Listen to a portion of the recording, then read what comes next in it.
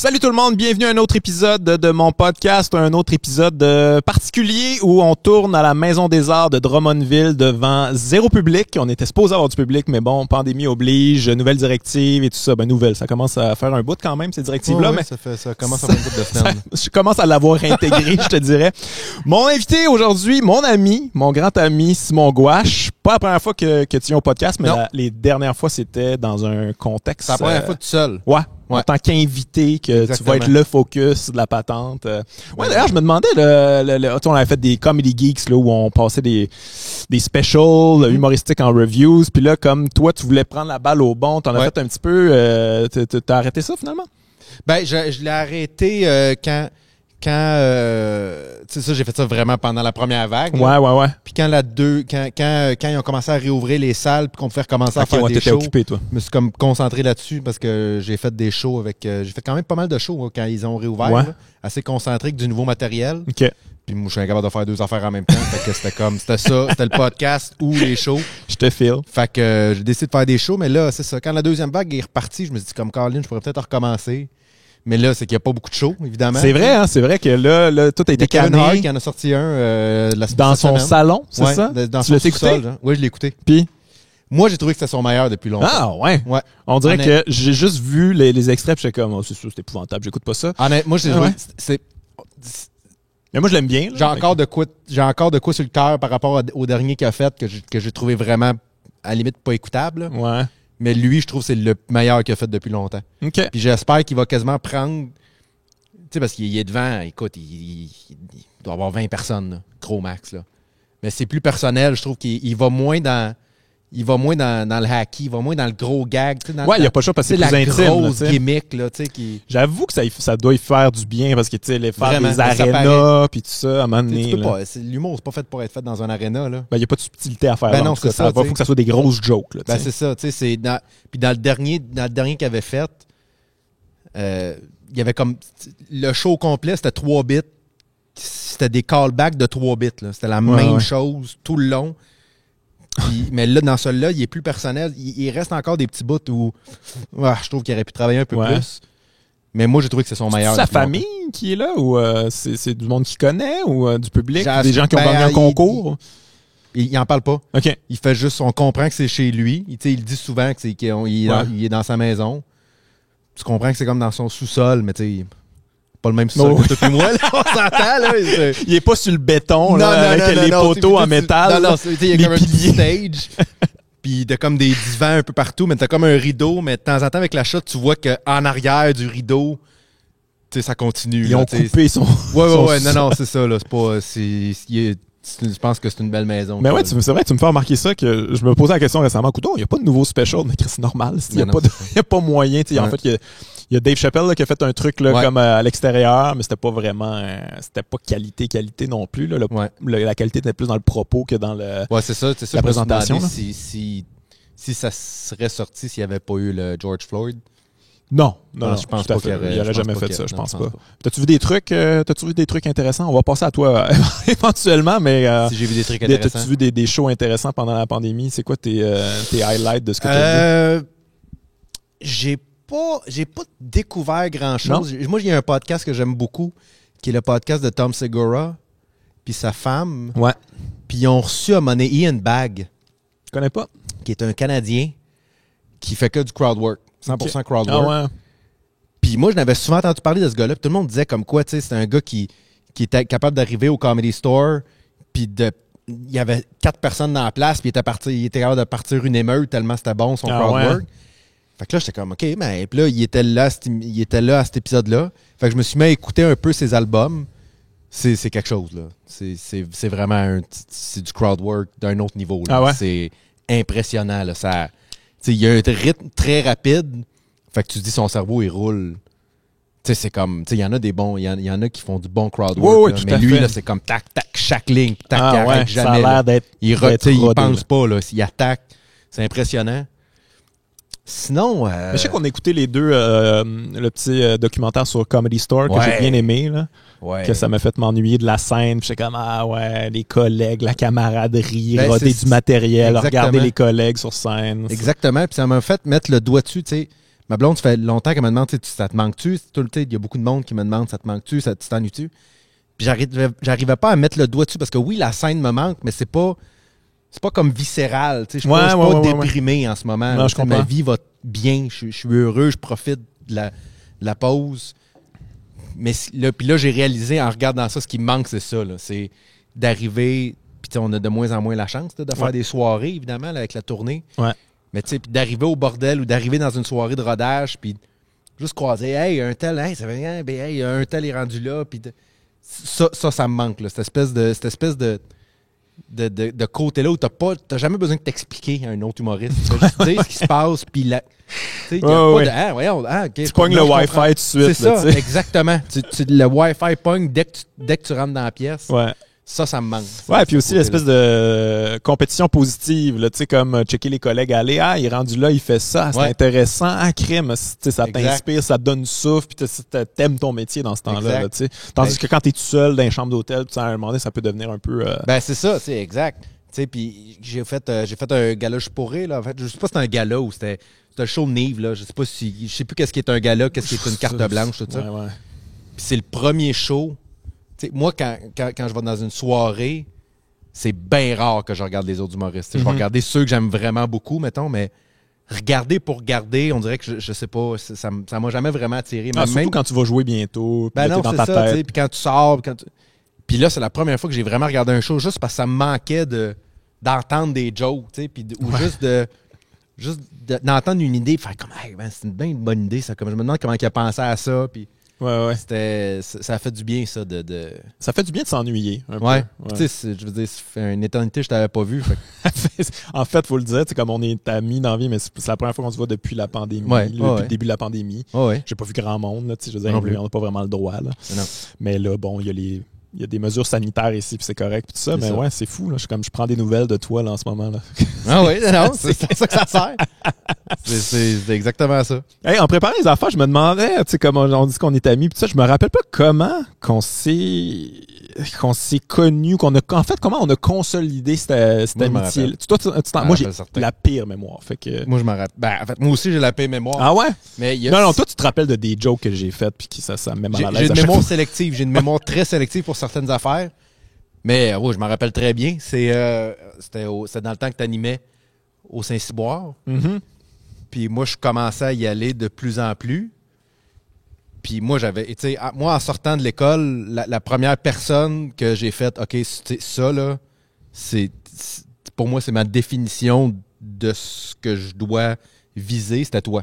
Puis j'en ai déjà parlé, là, tu le sais. Là. Puis je vais m'en rappeler toute ma vie. Tu me présentais, puis écoute, on s'était peut-être salué, là. Mais on s'était jamais parlé. Puis t'avais dit, écoute, je me rappelle les mots exacts, t'avais dit, je trouve qu'il écrit bien, tout ça. T'avais dit, en tout cas, je suis un fan. Puis que là, j'avais fait, oh shit, OK, celle-là, je l'ai pas vu venir. Puis j'étais allé te parler après, puis ça a comme développé. Là. OK, c'est quand t'as dit ça que j'ai trouvé le guts d'aller te parler puis de jaser. Puis ça s'est développé. Je me rappelais pas que c'était à ce moment-là, parce que je sais qu'on s'est côtoyés à l'école de l'humour, mais on n'est pas, tu sais, ça a jamais vraiment blendé, là, ces deux gangs-là, là, tu sais, mais en même temps, je sais pas si ça blend anyway, là, les premières années, puis les deuxièmes années, c'est quand même assez rare, là. Moi, je me rappelle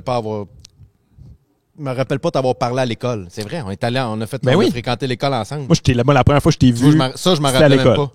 Moi, la première fois que je t'ai vu jouer, là, c'était votre show, j'imagine, votre show de présentation. Puis, je me rappelais même pas. C'est à ce point-là que je me rappelle que c'est à ce moment-là que ça a décliqué de faire « Ah, OK, je peux aller parler ». Puis je pense que ça a juste adonné bien après ça du fait qu'on a peut-être fait bien des shows ensemble après. Puis moi, j'ai toujours été bien gêné. Fait que moi, quand il y a une personne, à cette personne-là, je peux y parler, là. C'est comme direct là. Puis, moi, c'est le cas aussi, là. Tu sais, je suis quand même assez réservé. Fait que je pense qu'on s'est juste. Ouais, on a pogné le même Wi-Fi, effectivement. On se comprend. On se comprend. Mais ouais, c'est ça, j'essaie de repenser à ça. Puis j'étais comme, hey, oui, on a fait l'école ensemble. Mais honnêtement, mon seul souvenir, c'est de voir un show de présentation. Puis tu passais à la fin. Je me rappelle de ça. Tu étais le dernier. Bon, quand on met quelqu'un dernier, c'est supposé être le meilleur. Et que j'étais comme, OK, je vais checker ça. C'est lui le meilleur de cette année-là, apparemment. Puis Puis j'avais vraiment... Tu faisais comme, je pense, tu faisais une espèce d'animateur d'opinion, tout ça. Ça, c'est ma première session. Je faisais un animateur de radio. Ouais, radio d'opinion. Ouverte, genre. J'avais fait comme, ce gars-là, il joue bien. Là. Il y a des subtilités qu'il n'y a pas normalement. Là. Pour quelqu'un qui est nouveau, là, c'est bon ce qu'il fait. Je vais le checker à aller, mais après ça, comme on s'est un petit peu perdu. Je me rappelle aussi de comme François Bellefeuille était pas très bon dans ce temps. Qu'est-ce qu'il fait? Il faisait comme un personnage gay, un peu... ça, c'est pendant la tournée. Ah, ça, c'est pendant la tournée. En tout cas, je me rappelle pas ce qu'il faisait à ce moment-là. Ouais, c'est ça. Je me rappelle que Louis T, tout le monde était intimidé comme ça. Là, ce gars-là, il est straight edge. C'est un punk. Ouais, mais honnêtement, tu regardes une photo de Louis à l'école puis une photo de Louis maintenant, là, ça n'a rien à voir. Tu dis, c'est pas le même gars, là. Tu dis quelqu'un qui ressemble, qui a assassiné Louis, qui a pris sa vie, qui a volé son identité, qui a mis un saut. Mais c'est drôle de penser que, tu sais, mon année, là, on en avait peur de Louis T comme ça là, qui est comme un peu intense, là, tu sais. Puis au final, il était plus straight que edge.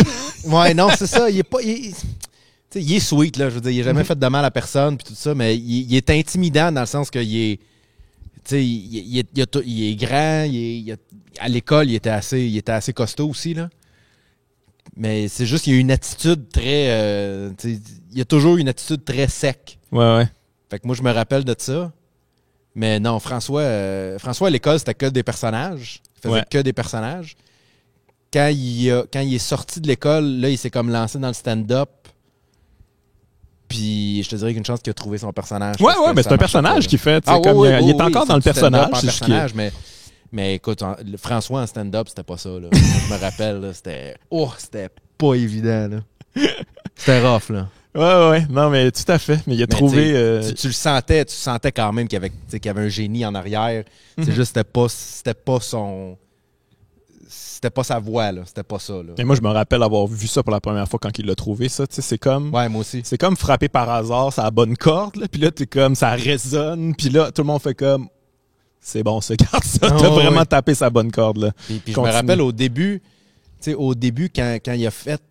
quand il venait le temps de sortir son premier one-man show, ce personnage-là, c'était supposé être un personnage parmi tant d'autres. Ah ouais, hein? Ah oui. Okay. Moi, je m'en rappelle là, qu'au début, c'était... Fait que j'ai mon gars fâché, là. J'ai mon gars, le faucon, là, le gars qui est... Ben là, il faut que je trouve d'autres affaires. Puis je me rappelle qu'il avait fait d'autres affaires. Ouais. Ça n'a pas comme été du jour au lendemain, là, mais c'est juste que tranquillement, pas vite, je pense que tout ça, à un moment donné, il a compris rapidement que c'était une machine. Ce personnage-là était une machine, avait un potentiel extraordinaire. Toi, ça s'est passé comment à ta sortie? Parce que, tu sais, je te regardais aller, puis ça, tu me disais que tu faisais un personnage, un animateur, puis tout ça. Ça, c'était à l'école. Moi, non, je comprends, mais tu savais-tu ce que tu voulais faire? Tu savais-tu que tu voulais faire du stand-up? Ou en fait... Moi, j'ai pas mal découvert le stand-up pendant l'école. Je me rappelle, là, dans l'été, là, entre les 2 années, j'avais fait un show ici, d'ailleurs, à Drummondville, pas dans cette salle-là, évidemment. Là. Mais je pense que c'était au box-office. Oui, le box-office, ça, c'était quelque chose quand même. Puis la première fois, j'avais fait du stand-up, vraiment comme moi qui arrive, puis pas de quatrième. Moi, je faisais beaucoup de quatrième mur à l'école. Oui, c'est vrai. Puis là, c'était juste moi, puis je me rappelle avoir pogné de quoi, de faire comme, OK, ça, j'aime vraiment ça, de ce petit côté-là. On dirait que tu reçois plus l'amour quand c'est toi que quand c'est Raymond. Ben oui, c'est sûr. Tu peux pas Raymond Facteur qui arrive. On dirait que c'est un rire sec détaché. Des bons les applaudissements sont à toi, sont pas à ton personnage. Ouais. Fait que ça, j'avais aimé ça. Mais je te dirais que c'est plus... moi, je me rappelle que c'est... Pendant que j'étais à l'école, c'est là que... ça fait quand même déjà un bout, là. C'était le début de YouTube, là. Oui. C'était le début, puis même, je me demande... Je me rappelle les premiers clips de stand-up américain que j'ai vus. C'était Dane Cook, là. C'était dans ce coin-là. Non, mais je suis totalement dans cette... Je peux même pas dire que c'était sur YouTube, là. C'était peut-être sur un autre. C'était peut-être sur les bandes World. Non, c'était genre... c'était comme... C'était peut-être MySpace. Sur son site. Ouais, c'est ça. Une vidéo. C'est ça. Fait que là, quand j'ai commencé à m'intéresser un peu plus à ça, c'est là que j'ai fait « OK, ça, j'aime vraiment ça ». Tu sais quoi, c'est moi qui ai mis c'est moi le premier au Québec, le premier humoriste qui a mis un stand-up québécois sur YouTube. T'es sérieux? Je te jure. Je me rappelle de ça parce que je fouillais, il n'y avait rien. Puis j'étais comme crime. Les gens, ils en parlent de YouTube. On parlait de ça à l'école. T'as-tu vu ça, YouTube? Tu tapes n'importe quoi, il y a quelque chose. J'étais comme, ok, je vais taper des humoristes québécois. Il n'y en avait pas. Fait que là, j'avais mis un mercredi juste pour rire ou un truc du genre. J'avais mis ça. Puis ça avait blowé up tout de suite parce qu'il n'y en avait pas. C'est à ce point-là. Ça fait longtemps qu'on est là. J'ai été le premier québécois à mettre de l'humour sur YouTube. Mais ouais, fait que c'est vrai qu'il n'y avait pas beaucoup de moyens de découvrir des trucs. Ça. Mais tu sais, même là, même en sortant de l'école, je pense que j'avais j'avais de quoi, tu sais, je pense que j'avais un talent là-dedans, mais c'était pas encore. Tu sais, moi, j'ai travaillé en pub après, là, tu sais, j'ai travaillé. Direct après, toi? Pas direct, mais pas longtemps. Écoute, moi, je suis sorti de l'école, j'ai gradué en 2007, puis en fin 2008, je travaillais en pub. Ah ouais, fait que ça a été un an et demi, peut-être, là. Puis t'as-tu arrêté complètement de faire du stand-up quand tu travaillais en pub, ou? Non, j'en faisais encore un peu, puis c'est parce que j'en faisais encore un peu que j'en fais aujourd'hui. Parce que ce qui est arrivé, c'est que moi, je suis rentré en pub en me disant... Quand je suis sorti de l'école, je sentais que j'avais de quoi, tu sais. Puis ceux avec qui j'ai commencé, je me disais, OK, quand je me comparais, j'étais comme, j'ai des forces que d'autres n'ont pas. Je réussis, je pense que j'étais à l'aise sur scène, tout ça. Mais quand je travaillais en pub, j'ai travaillé 2 ans, tu sais, j'ai vraiment pas fait beaucoup de shows, là. Mais j'en ai fait juste assez pour réaliser à quel point les gens avec qui j'avais commencé étaient rendus, mais 10 fois meilleurs que moi, là. Puis là, moi, je faisais des shows, puis tu sais, avant de travailler en pub, je commençais à closer au, mettons, Saint-Cyboire, tout ça, puis tu sais, tranquillement, pas vite, tu fais comme, OK, il y a de quoi, tu sais. Les gens commençaient à me faire confiance. Puis là, pendant que je travaillais en pub, c'était comme, je voyais, là, que, tu sais, justement, tu sais, ceux avec qui j'avais commencé, François, Louis, tu sais, il était tellement meilleur que moi. Ça m'a piqué dans mon orgueil. Ouais. C'est vraiment ça. Parce que moi, un peu, j'étais très heureux. Comment t'as atterri là? C'est qui est allé te chercher pour ça? Comment c'est arrivé? Un concours de circonstances complet. Moi, je travaillais, à ce moment-là, j'avais une job de jour, comme beaucoup d'humoristes au début de leur carrière, pour payer mes comptes. Mais c'était un gars qui était allé à l'école de l'humour, ou qui avait écrit à l'école de l'humour en disant qu'il partait un site Internet. C'était dans le temps des têtes à claques, là, tout le monde voulait se partir un site de capsule. La ruée vers l'or. C'est ça, qui est les prochains têtes à claques. Fait que lui, il partait un site de ça, il faisait une fois par semaine, je pense, là, c'était une vidéo, puis c'était thème sportif beaucoup, là. Okay. Puis il avait approché l'école de l'humour en cherchant des gens qui étaient capables de faire des voix. L'école avait donné mon nom à ce gars-là pour une raison que j'ignore, parce que j'ai jamais... Mais tu sais, à l'école, je faisais beaucoup de personnages. J'imagine qu'ils ont donné mon nom pour ça. Fait que j'ai rencontré ce gars-là. J'avais fait l'audition pour son site. J'ai pas eu la gig. C'est François Maranda qui l'avait eu, je pense. Okay. Pour faire les voix.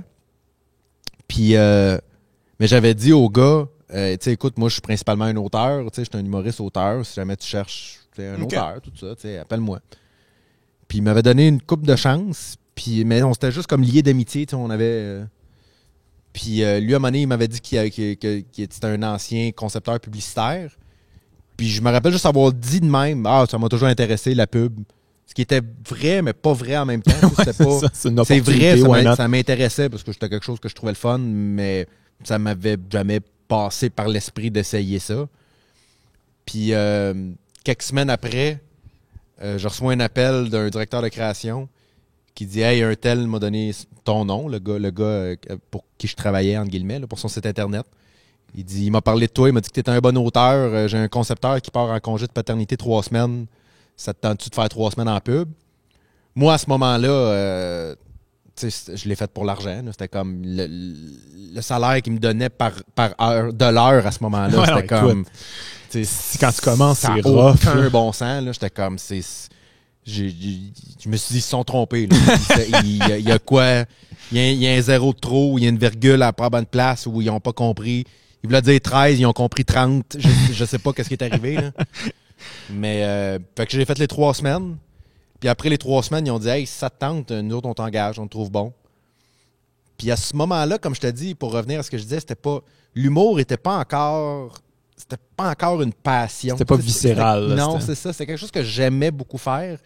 C'est quelque chose qui, à ce moment-là, m'avait aidé à trouver un peu plus qui j'étais, mais c'était pas encore quelque chose que j'aimais vraiment faire. Ah ouais. T'étais en pub, fait que l'humour, c'était pas encore tout à fait... Non, c'est ça. C'est que quand j'ai décidé, quand ils m'ont offert la job en pub, après mon 3 semaines d'essai, à ce moment-là, j'étais comme, l'humour était pas assez une vocation pour laisser ça de côté, tu sais. C'est weird parce que t'es le gars que je connais qui est le plus monomaniaque sur l'humour, là. Tu sais, comme...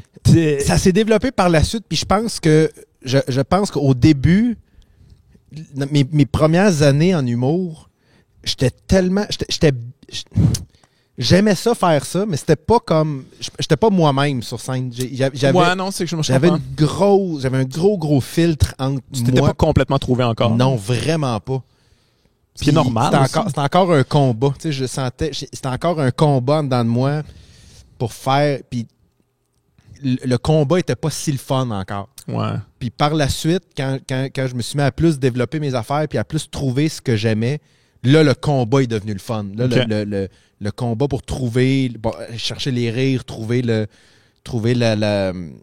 l'idée, là, est vraiment devenu le fun. Mais ça m'a pris quelque temps. Y a-tu un show particulier, un moment, il y a un déclic, tu fais comme, oh, là, je tiens quelque chose que je vais pouvoir développer, puis là, ça devient comme plus positif que de juste être perdu dans la brume puis d'essayer à tâtons là, de trouver quitter, là.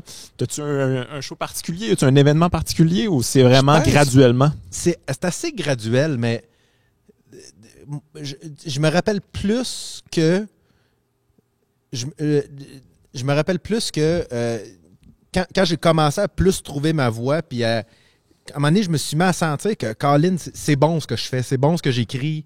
Il y a de quoi de le fun là-dedans. Mais c'est encore une ère où l'humour, comme d'énergie, marchait beaucoup. T'sais. Puis moi, j'ai toujours été plus slow. T'sais. Mais je le sentais que ce que je disais était intéressant, mes idées étaient bonnes, mon style était différent. Puis je me rappelle plus du moment où je me demandais, comme, Colin, comment ça fait que personne... Je suis le seul à me trouver bon, là, parce que Puis je me rappelle la première fois, c'est quand ils m'ont offert de faire Selon l'opinion comique. OK. J'ai fait ça, je l'ai fait un an, je l'ai pas fait longtemps, j'ai fait la dernière saison. Puis ils m'ont juste dit si tu veux le faire, on t'engage, pas d'audition, rien. Puis je me rappelle que ça, j'ai fait oh, OK, il y a du monde qui me trouve bon. Ouais, c'est un beau gage de confiance. Je pense que c'est ça. Je te dirais que le déclic, c'est plus ça, c'est quand j'ai senti une approbation de quelqu'un. Ouais. Parce que moi, maintenant, je suis évidemment, mon instinct humoristique est vraiment plus développé qu'il l'était avant. Puis je suis capable aujourd'hui de plus avoir confiance sans nécessairement quelqu'un qui me le dit. Là. Ouais, mais à ce moment-là, j'avais tellement besoin de quelqu'un. Il faut que tu l'aies eu l'approbation. C'est ça, là, parce que sinon. Fait que je me rappelle, c'est plus ça. Je me rappelle plus du déclic d'approbation. Puis je pense que c'est vraiment après ce moment-là, de mémoire en tout cas, c'est après ce moment-là là, que j'ai commencé à écrire des affaires qui valaient vraiment la peine. C'est vrai que tu me fais remarquer ça, mais c'est vrai que ton timing était pas bon dans le sens que tu étais à un moment où c'était un certain type d'humour qui marchait, puis là, toi, tu faisais ce que tu faisais, tu étais plus dans la subtilité, puis tout ça, puis je me rappelle t'avoir vu, je pense que c'était au pub Rosemont. Puis je veux dire, je te connais, je te trouvais bon, puis tout ça, puis à un moment donné, je t'ai vu là, puis j'ai fait, OK, là, il a trouvé son style exactement, de quoi d'original, puis de particulier. Là, c'est un pro. Là. Ça, c'est bon, mais ça marchait pas tant que ça. Ça marchait pas tant que ça, puis j'étais comme, voyons, tabarnak, c'est évident. Non, là. c'est ça. C'est évident pour moi, là. Je connais ça, là, Chris, j'en ai vu en tabarnak, là. Je peux pas. Puis, c'est pas que c'était pas un flop, là. Ça riait, ça marchait. Mais non, mais c'était pas. Ça capotait pas assez pour ce que c'était. Non, vraiment pas. Puis là, à un moment donné, il y a un switch, là. À un moment donné, comme tranquillement, à un moment donné, le public ont catché. Puis à chaque show, après ça, tu sais, toi, je t'ai vu longtemps vraiment tout arraché, puis les gens, ils savaient pas t'étais qui, là. Ben, c'est ça, c'est qu'il y a vraiment eu un déclic beaucoup à ce moment-là, puis je pense que, tu sais, après ça, ça a déboulé, là, tu sais, sûr que Louis-José, après ça m'a donné une confiance en moi énorme, là, tu sais, puis c'est avec, quand j'ai commencé à ouvrir pour Louis-José, c'est là que j'ai commencé à écrire vraiment les bits qui m'ont donné qu'un peu le vent dans les voiles que j'ai aujourd'hui, si tu veux. Là. Mais Ah non, au début, je sentais, c'est ça, je sentais qu'il y avait de quoi d'intéressant, je sentais que je faisais quelque chose de différent qui valait la peine, mais le résultat était pas là. Mais si j'avais pas eu cette personne-là qui m'a dit comme, moi je le vois, là, ce que tu fais, je le vois, puis je veux que tu travailles là-dessus, je sais pas où je serais aujourd'hui. Parce que je suis quelqu'un qui peut, tu sais, oui, je pense que je suis quelqu'un de travaillant, mais j'aime pas pédaler dans le vide. Je comprends. Ça m'énerve bien gros. Fait que je pense que cette petite tape dans le dos-là est arrivée juste au bon moment où je commençais à me dire, là... tu commençais à te décourager un peu? Décourager, c'est un grand mot, mais... T'es impatienté. Impatienté. Voilà. À un moment donné, c'est ça, tu sais, c'est... Puis à ce moment-là, j'avais fait un gala Je pourrais. Mon premier gala, je l'ai fait en 2012, qui avait été... Non, ça, j'étais avec Louis-José. C'était un numéro que je faisais avec Louis-José qui marchait très fort. Mais non, c'est ça. Fait que je suis pas bon avec les chronologies. Des fois, j'ai de la misère à me rappeler. Là. Mais je me rappelle que cette tape dans le dos-là, de Selon l'opinion comique, des gens qui m'ont fait confiance, de faire comme d'autres, on pense que tu peux apporter quelque chose à cette émission-là.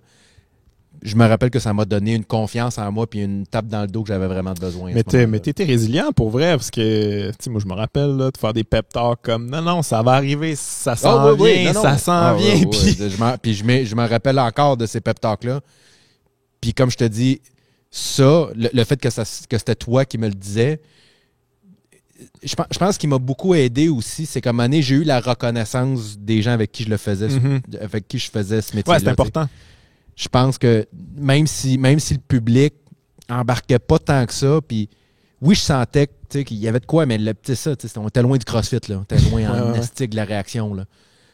Mais j'avais le respect de mes pairs, puis ça a toujours été ça m'a transporté longtemps. Mais tout ça aussi, ça s'efface à un moment donné, puis je commençais là, à faire comme OK, c'est le fun qu'il a fallu à ce que je fais, là, mais faudrait que ça. J'aimerais ça être invité à la table des adultes. Mais c'est vraiment particulier parce que puis en écoutant le petit documentaire sur Comedy Store, ça m'a comme rappelé ça. Tu sais, il en parle là-dedans, il y a certains humoristes, c'est comme, lui, il arrachait tout, là. Tu sais, vous êtes pas au courant, vous savez pas c'est qui, mais tabarnak, là, tu voulais pas le suivre, pis ça. Puis toi, t'étais ça longtemps, mettons, au bordel, je me rappelle, t'étais tout le temps à fin. Personne pouvait te suivre, là, tu sais, fallait te mettre à la fin, parce que c'était pas suivable, puis t'arrachais tout, puis les gens, ils capotaient, puis là, s'en retournaient chez eux, puis t'oubliais, puis j'étais comme, qu'est-ce qui se passe? C'est ça. Tu devais capoter, tu devais être comme, qu'est-ce qu'il faut que je fasse?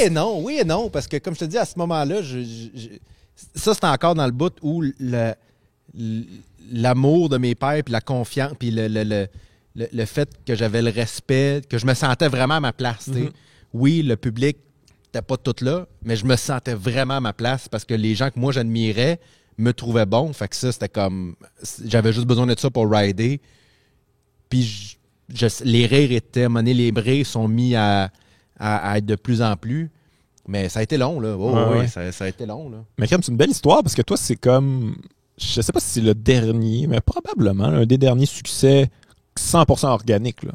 Toi, t'as travaillé, puis organiquement, bouche à oreille, tu sais, puis là, les gens te reconnaissent de plus en plus. Puis à un moment donné, bon, évidemment, tu as eu un succès viral, puis tout ça, mais comme c'est juste, c'est pas des campagnes publicitaires, on n'a pas vu ta face partout, il y a pas un producteur qui a rentré ça dans la gorge à quelqu'un. Ça a vraiment, organiquement... C'est juste. Oui, puis c'est bon. ça, tu sais, je me rappelle à ce moment-là, tu sais, je me rappelle une des choses qui m'avait beaucoup, beaucoup, beaucoup affecté. Puis je me rappelle quand Phil Roy était allé à Salvaille, je pense, où c'était un show de Salvaille ou voyons, c'était un show, genre, ce soir, on joue. C'était pas ça, mais c'était... ouais. Une affaire la même, là. Un de ces trucs-là. Là.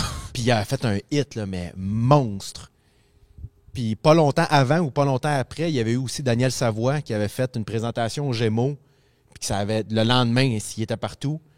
Puis je me rappelle que là, ça commençait à me travailler. Puis j'étais comme, moi, on m'invite pas, là. Tu sais, moi, la première fois que j'étais allé à Sucré Salé, je pense que c'est l'année passée. Là. Tu comprends? On m'invite. J'ai jamais été... T'étais pas dans ce réseau-là. Je me dis, j'aurais jamais cette opportunité-là. Je me disais, cette opportunité-là de... Je savais que si tu me donnais ma chance devant 1 million de personnes, j'étais capable de la prendre. Mais on me la donnait pas. Ouais. Puis je le savais que j'avais pas ce qu'il fallait pour qu'on me la donne parce que j'étais pas une bébite, j'étais pas rien de particulier, j'étais juste un gars qui faisait des jokes, qui a un rythme très lent, qui est zéro fait pour la télé parce que justement je suis cérébral puis je suis pas... T'es fait pour la scène. Ben c'est ça. 100%. Fait que là je me suis dit bon ben OK, ben regarde on va continuer à faire ce qu'on aime. Moi j'aimais ça faire la scène puis là ça commençait à marcher. T'sais, quand je sortais de scène, j'étais fier parce que je sentais que les gens riaient puis comme tu dis à un moment donné, les rires sont mis à arriver, puis les résultats, en tout cas sur scène, sont mis à arriver. Mais non, il n'y a jamais eu d'apparition télé ou ça vraiment... Ben toi, c'est carrément, c'est ça, c'est un succès. Ça a été viral sur Internet, puis boum, après ça, tu as dû être soulagé, tu vas comme enfin... Puis ça arrive de la bonne manière aussi, ça arrive pas comme... je sais pas, moi, on t'achète une place à quelque part, puis on te pousse, puis on te placarde. C'est juste comme, les gens, ça a circulé qui me trouvaient bon, fait que là, ils vont venir me voir. C'est quand même la plus belle... Ouais, c'était le fun. Le plus bel aboutissement que tu peux avoir à tout ce struggle-là. Là. C'était vraiment, vraiment, vraiment, vraiment le fun. Cette semaine-là, qui est encore un peu floue dans ma tête puis dans ma mémoire, mais je me rappelle que cette semaine-là, je l'appelle la semaine virale, la semaine où pendant une semaine, je me rappelle, j'étais dans un café où j'étais à l'épicerie, puis je voyais du monde sur leur téléphone, puis je voyais... En train d'écouter. Je voyais mon numéro passer dans leur fil d'activité. Pendant une semaine, j'étais partout. Partout. Sur Facebook, là, partout. Dès que quelqu'un ouvrait Facebook, il y avait mon vidéo qui passait à un moment donné. Puis je me rappelle que c'était weird, ça. Je me rappelle que c'était vraiment comme weird, puis parce que c'est pas du jour au lendemain, là, c'est pas... ça passe pas comme le lundi, c'est devenu viral, puis le vendredi, le monde me reconnaissait. Là. Ça reste une vidéo. Il y a bien du monde qui l'ont appris il y a 2 ans, là, que c'est moi qui ai fait le numéro du CrossFit parce que le nom n'a pas collé. Là, Mais je me rappelle m'être dit, OK, ça va me donner un bon coup de main. Mais surtout, ce que j'étais surtout content quand ça s'est arrivé, c'est que moi, je roulais mon premier one-man show depuis déjà c'est quasiment 1 an et demi. Ouais, c'est vrai. Ça faisait un bon bout. Là, puis moi, je savais que ce numéro-là était dans le show. C'était un bon numéro, mais pour moi, il y avait d'autres très bons bits dans ce show-là. Fait que quand j'ai vu les billets qui se sont mis à partir d'un coup, ça m'a pas stressé. Je me suis pas dit comme un seigneur. Là, j'ai rien. C'est ça. C'était mon seul numéro. Je le savais que les gens allaient venir découvrir d'autres bits qui étaient, selon moi, tout aussi bons ou meilleurs. Fait que c'était surtout ça dont j'étais fier. J'étais surtout fier de m'être dit, sais-tu quoi, depuis, t'as pas abandonné, t'as pas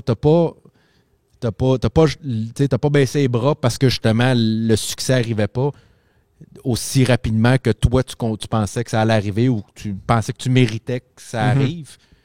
Sauf que j'avais travaillé fort ce one-man show-là, j'avais travaillé vraiment comme un débile pour que ce show-là soit bon de la première à la dernière seconde, qu'il n'y ait pas de pause, que ce soit efficace tout le long. Fait que je savais que quand les billets sont mis à se vendre, je savais que j'allais juste en gagner encore plus de monde s'ils venaient voir le show. Parce que je savais qu'elle allait sortir, pas en se disant comme une chance qu'il y avait le numéro du CrossFit, parce que le reste, là... Mais c'est drôle on dirait que t'es un des seuls succès québécois comme ça que je connaisse, en tout cas, on top of my head. Mais en même temps, aux États-Unis, c'est que ça, là. C'est que quelqu'un qui, pendant 10 ans, il roule sa bosse, il force, il est bon, mais là, ça se passe pas, puis à un moment donné, boum, ça explose. En 10, 15 ans, souvent, c'est comme c'est long, là. Ça devrait être de même, moi, je pense. Moi, je trouve que ça devrait être de même, parce que quand les gens t'ont découvert, justement, comme tu dis, sont allés voir un humoriste qui était à maturité, qui avait quelque chose à proposer, qui avait un show, c'était quelqu'un qui avait quelque chose à proposer. Si c'est juste ça explose tout de suite, puis t'as juste ce numéro-là, faut que tu pédales pour en trouver du nouveau matériel, te découvrir plus rapidement. Moi, je trouve que c'est sûr, ça va être toujours un peu plus lent là, que le rythme québécois. Là.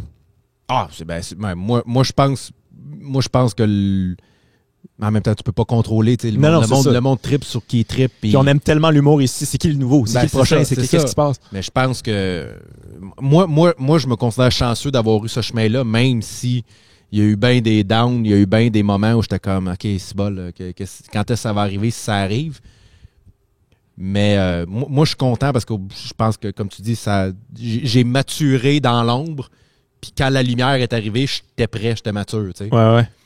Mais oui, en effet, je pense qu'on est. Je peux pas vraiment me baser sur les autres pays parce que j'en connais pas tant que ça, là, mais on est une des rares places dans le monde où tu peux sortir de l'école puis être une vedette le lendemain. Là, ouais. Parce qu'en général, non, l'humour ici, c'est une religion. C'est long.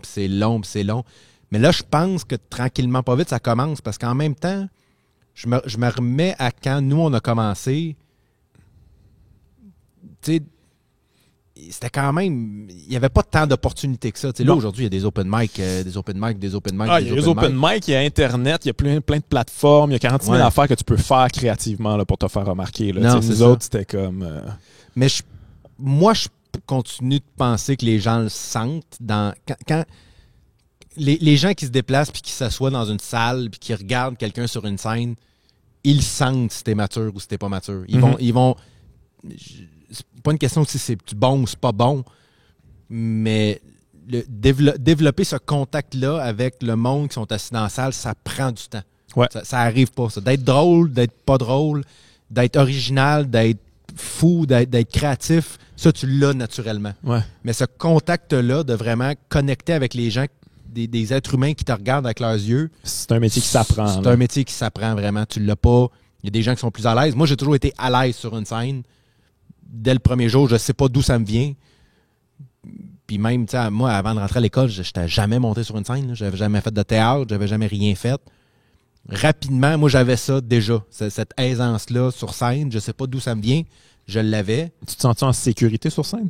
Aujourd'hui, c'est ton safe space. Ah oui. Si je suis à l'aise avec mon matériel, là, non, je comprends. Parce que le contraire est vrai aussi. Si j'arrive avec pas prêt, c'est le contraire. Mais oui, non. Aujourd'hui, c'est une des autres choses que je suis vraiment content. C'est que maintenant, je vais pouvoir faire ça pour le restant de mes jours. Puis c'est ça que j'aime le plus faire. C'est d'être sur une scène puis de parler à des gens. Puis j'ai développé, je pense, une façon de faire du mot que moi j'aime puis que les gens aiment. Mais tu sais, c'est ça, je pense que les gens le sentent quand même quand tu es sur une scène puis que tu n'en as pas beaucoup. Quand tu n'as pas beaucoup de scènes derrière la cravate, tu n'as pas beaucoup d'expérience de scène, les gens le sentent même si tu es le gars ou la fille le plus drôle du monde. Puis même s'il rit, tu sais, des fois je le sens chez certains humoristes qui commencent, comme ça marche super bien, mais je sens que les gens sont comme... Tiens-nous encore, parce que là, on te fait pas confiance. C'est que tu droppes la balle. Ben, t'es en train de jongler bien vite, là. En ce moment, ça va bien, mais fais attention, t'en as 8, là. Non, c'est ça. L'humour, c'est un art, mais l'humour de scène, c'est un auteur complètement pour moi. Là. C'est complètement différent. Puis tu le vois. Moi, je me rappelle, ça fait une couple d'années, il avait tourné ça à Montréal. D'ailleurs, Judd Apatow, il avait fait un show. Il l'avait tourné, je pense, c'était à la 5e salle, à Place des Arts. Pendant le festival. Son special, je sais pas. Puis moi, je me rappelle avoir regardé ça. Puis tu sais, dans les génies comiques, Judd Apatow, il est pas mal Mont Rushmore. Là, il est dans les tops. Là. Ouais. C'est un gars extrêmement drôle, extrêmement brillant.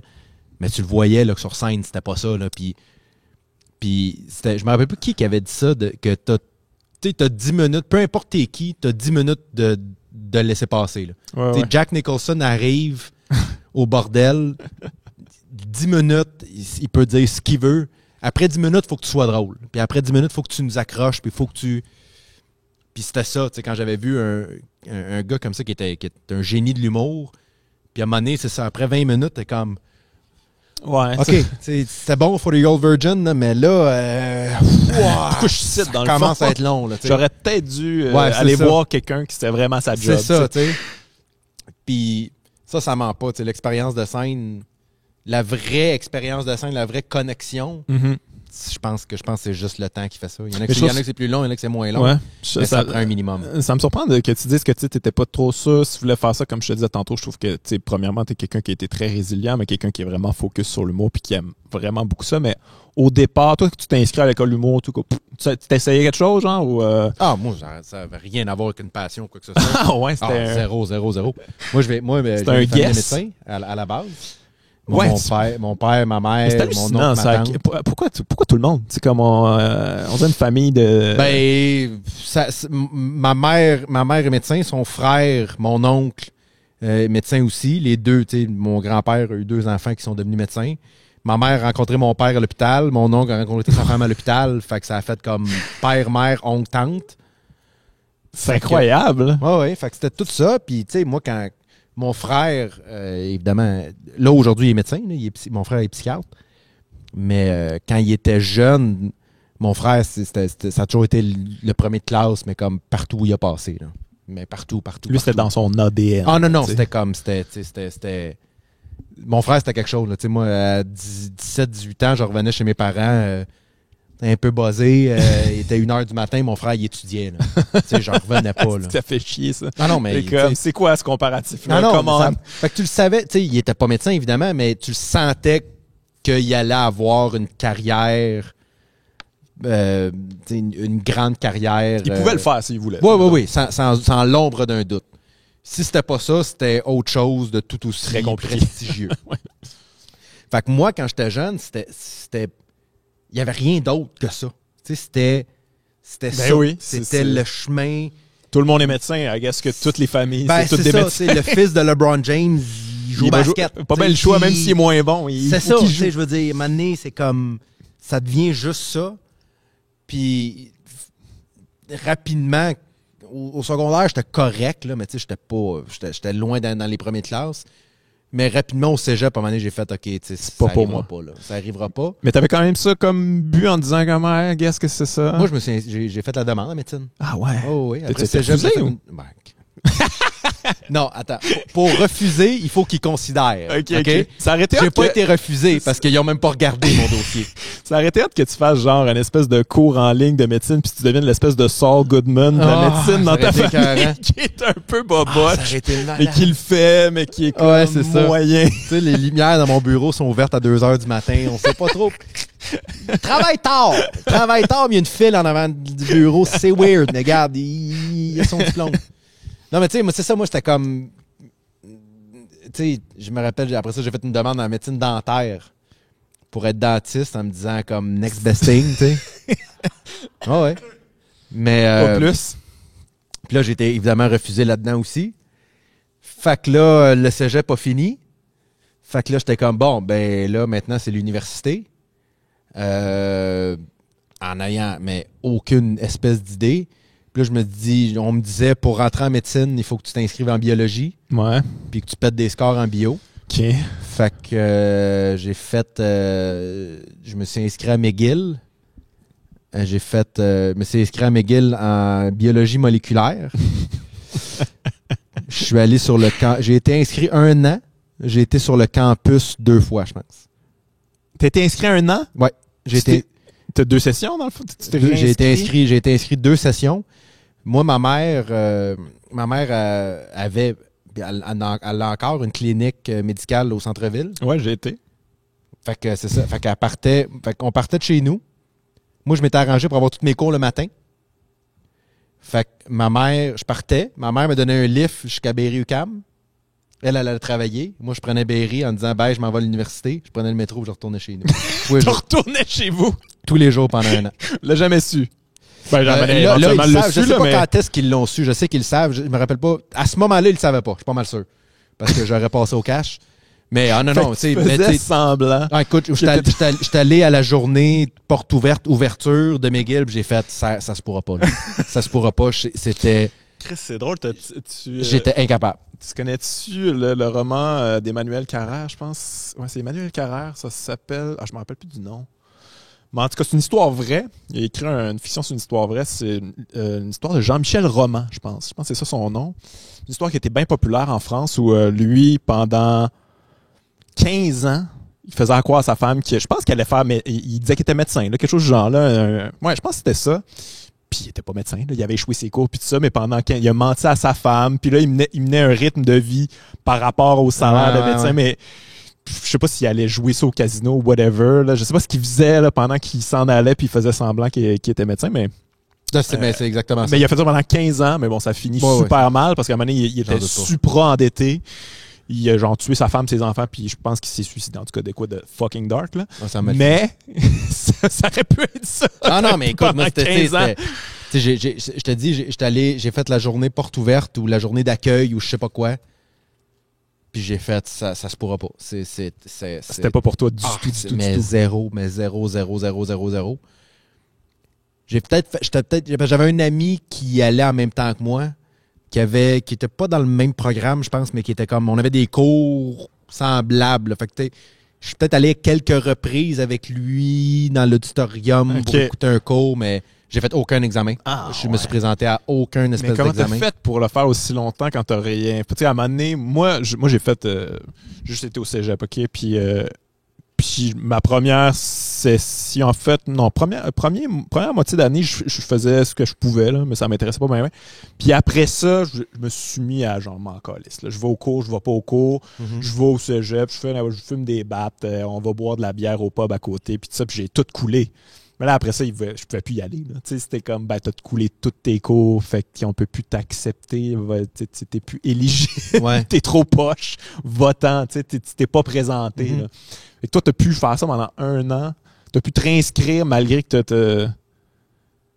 tu t'es-tu inscrit 2 fois ou c'est juste une fois puis t'étais là pour l'année puis... Parce qu'à un moment donné, il y a bien un flag qui se lève comme « Hey, excuse, tu viens jamais. » Ah oui, mais ça j'ai reçu un courriel. OK. Je peux pas croire que je vais raconter ça. J'ai tellement honte. il m'avait écrit à un moment donné. OK, ben c'est ça je me pour disais. Me dire, vous êtes dans nos dossiers. Vous êtes pas dans le top. Est-ce que c'est une erreur? Parce que votre nom est dans nos dossiers. On n'a jamais entendu parler de vous. Puis je me rappelle à un moment donné, moi j'étais allé sur le campus. Je me suis jamais rendu, mais j'avais comme un meeting avec le recteur, là. Puis moi, mon plan, c'était de dire qu'il y avait eu une disparition dans ma famille. Puis qu'en ce moment, on ne savait pas trop de... C'était ça mon plan, là. Je me rappelle, j'étais dans le corridor, là. Dans ta famille. J'avais peut-être écrit ça par courriel. Aïe. Mais, tu sais, j'ai juste évité, là. Mais, tu sais, après 1 an... c'est là que je me suis dit, OK, là, ça suffit, Miguel, ça n'a pas de bon sens. Au moins, chercher autre chose. C'est là que je m'étais inscrit. Là, je me suis inscrit à l'Université de Montréal en administration, genre, en affaires du genre. Mais c'est après ça que j'ai vu une affaire de l'école de l'humour. Puis je me suis dit, j'ai le goût de l'essayer, juste faire l'audition. Mais c'était même pas... pour moi, quand j'étais accepté à l'école de l'humour, c'était vraiment... Ça me donnait de quoi faire pendant 2 ans. T'sais, c'était pas enfin, j'ai trouvé ma voie. Ça va m'occuper. Ah non, tu sais, c'est un cours de théâtre pour moi. Là. C'était exactement comme un atelier de théâtre. Mais ce qui était le fun, c'est que c'était à tous les jours, toute la journée. Fait que ça me donnait de quoi faire toute la journée. Ouais. Mais c'est à l'école que j'ai comme réalisé... je me suis mis à rencontrer des gens vraiment brillants qui avaient, comme moi, aucun intérêt scolaire ou aucun, tu sais. Puis moi, je me sentais mal à ce moment-là parce que je sais que je suis quelqu'un d'intelligent, je sais que je comprends. j'ai de l'allure, mais c'est vrai que ça m'intéresse pas. C'est vrai que c'est une révélation la première fois que tu rencontres ou tu parles à des humoristes puis tu sais comme OK, ça existe ça. Je pensais que j'étais tout seul. Moi, on se comprend. Exact. On a à peu près le même humour. Je peux dépasser des lignes puis c'est pas trop grave. Puis on est libre, tu sais, à quelque part. C'est une manière de penser qui est haute. C'est exactement ça. Fait que ça, autant l'humour, même à ce moment-là, c'était pas OK, j'ai trouvé ma voie, mais j'ai trouvé mon monde. Je m'étais dit là, j'ai trouvé mon monde, ça existe des gens comme moi qui ont une volonté de faire quelque chose, qui sont pas j'étais pas paresseux dans la vie. Je comprends. Je faisais rien parce que j'avais pas de passion, j'avais rien qui m'intéressait, mais j'étais pas paresseux dans la vie. J'ai jamais, tu sais, je prenais pas de drogue, je buvais pas, je scrapais pas, je mettais pas ma vie de côté, là. C'est juste que j'avais pas quoi faire. T'étais suppose. J'avais pas envie de rien faire. Mais c'était pas que j'étais paresseux.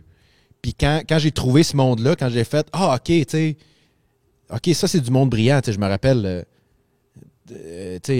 François Bellefeuille à ce moment-là était vétérinaire, tu sais, puis je me rappelle, il m'a dit comme OK, si un vétérinaire a le goût de faire ça, si un vétérinaire est à la même place que moi, j'ai ma place ici quelque part. Louis, qui est une des personnes avec qui je me suis le plus rapidement mieux entendu, c'est un des gars les plus... il a une culture générale extraordinaire. Politiquement, il est très impliqué, il connaît tout. Puis je me rappelle, il m'a dit, OK, ce gars-là, il est brillant. Là. C'est vraiment quelqu'un de très intelligent. Puis il est ici comme moi. Fait que peut-être j'ai le droit d'être intelligent moi aussi. Puis fait que j'ai vraiment eu l'impression que j'avais trouvé ma gang. Oui, c'est une autre forme d'intelligence. Puis tu peux pas. C'est ça. Moi, je pense pas que tu peux aller sur scène, faire rire les gens puis être complètement d'homme. Impossible. J'en connais pas. C'est impossible. Il y en a qui n'ont pas la même intelligence que tout le monde, mais c'est une forme d'intelligence de comprendre ça, puis c'est d'être capable de lire les gens, puis d'avoir.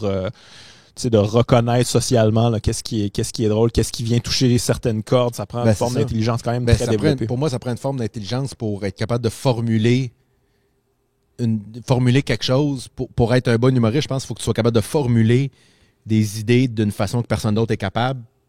Puis donc, quand tu le dis, c'est là que c'est là que ça réagit, tu sais. Fait que ça, pour moi, être un bon humoriste, ça prend une intelligence. Ouais, puis il faut que tu sois je pense qu'il faut que tu sois un outsider aussi, justement. Il faut que tu sois quelqu'un qui arrivait pas nécessairement totalement à connecter avec les gens en général, socialement, puis que là, t'as trouvé cette porte d'entrée-là, cette espèce de voie-là, où comme tu vas trouver des trucs communs pour tout le monde, puis que là, t'es fait rentrer dans ta patente à toi, puis ils font comme mais je pense que on te comprend. C'est ça, mais je pense que c'est vraiment une recette, tu sais, je me demande souvent, tu sais, comment... Parce que dans ma famille, il n'y a aucun performeur. Tu sais, je veux dire, j'ai pas grandi dans le milieu du show business, pas en tout. Mes parents ne sont pas des passionnés d'humour ou de musique ou de théâtre ou de film. À l'école, j'ai jamais fait d'impro, j'ai jamais fait de théâtre. Fait que je me suis longtemps demandé comment ça se fait que inconsciemment, j'ai développé des choses qui font en sorte qu'aujourd'hui, je suis un bon humoriste. Puis quand je fais le décompte, je pense qu'une des affaires qui m'a le plus aidé, c'est que moi, quand j'étais jeune... J'étais gêné. Tu sais, moi, je disais pas un mot. Là. Moi, j'ai jamais... Quand on avait des soupers de famille ou quand j'étais avec des amis, je disais jamais un mot. J'étais le genre, de temps en temps, je vais lancer une petite affaire qui va partir autre chose ou faire rire, mais après ça, je me recule. Puis ça, je pense, ça a fait en sorte que j'ai développé un sens de l'observation. Ouais, tu sais, juste à force de pas parler, tu finis par regarder puis à penser. Fait que c'est drôle comment ce côté-là de moi, qui était... comme pas agréable pour les gens, parce que tout le monde se disait, c'est qui le gars seul? Il est awkward. Il est weird, il parle à personne. Quand tu lui dis salut, il te regarde pas dans les yeux. Mais ça a fait en sorte qu'aujourd'hui, je suis capable de voir quelque chose, de le twister, de le voir d'une certaine façon, de le voir d'un autre angle, d'arriver devant des gens, de le dire, puis le monde fait « Ah ouais, c'est vrai, j'avais pas vu ça de même. » Il y a plein d'affaires comme ça, c'est fou comment... Mais je pense qu'on est à la même place là-dessus. On a le même genre de personnalité là-dessus. Oui. Mais ça, je l'ai senti, comme je te dis, pour revenir au début de ta première question, comment on s'est rencontrés, ça, je l'ai senti vite. Que toi puis moi, on avait la même... On est même genre d'énergie. On est le même modèle. on est des versions différentes, là. Mais on est le même modèle d'être humain de... T'as jamais été... T'as jamais voulu l'attention, t'as jamais été le centre d'attention, t'as toujours été dans les loges. Je me rappelle au début, t'étais dans tes affaires, tu travaillais tes affaires, t'étais pas le genre à arriver, puis la porte ouvre, puis hey, comment ça va tout le monde? Ben oui, je suis arrivé. Puis ça, je me rappelle que ça m'avait beaucoup rassuré, en me disant comme, ce gars-là, on est sur la même longueur d'onde là-dessus. Ça se peut, ouais. Mais écoute, je sais pas si c'était ça pour toi, mais moi... Tu sais, plus jeune, en étant comme réservé, timide, puis tout ça, tu sais, comme tu t'observes, t'es là, bon, il y a plusieurs personnes, puis ça, t'observes ce qui se passe.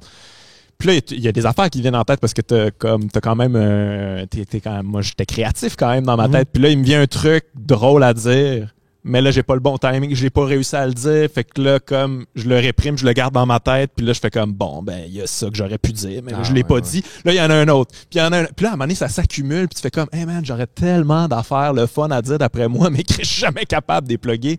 Puis là, à un moment donné, c'est comme c'était plus fort que moi, faut que j'aille dire ça. L'humour, ça se peut, tu peux arriver sur scène, puis les gens, ils vont t'écouter, puis ils n'auront pas le choix d'écouter toutes les petites pensées que tu as eues par rapport à plein de sujets. Mais moi, ça a vraiment été ça, là. Tu sais, comme je pense une frustration de jamais être capable de plugger des affaires intéressantes ou drôles ou mes opinions. C'est tellement ça, là. Parce que il y a encore des moments, écoute, c'est peut-être en secondaire 2, mais je me rappelle qu'il y a des moments où je me sens encore mal de pas avoir dit quelque chose. Ben oui, t'es comme ça, c'était bon. J'ai encore des moments dans ma tête, je me dis, j'ai pensé si j'avais dit ça à ce moment-là, là, bon. j'aurais été président de classe. Je serais probablement médecin aujourd'hui.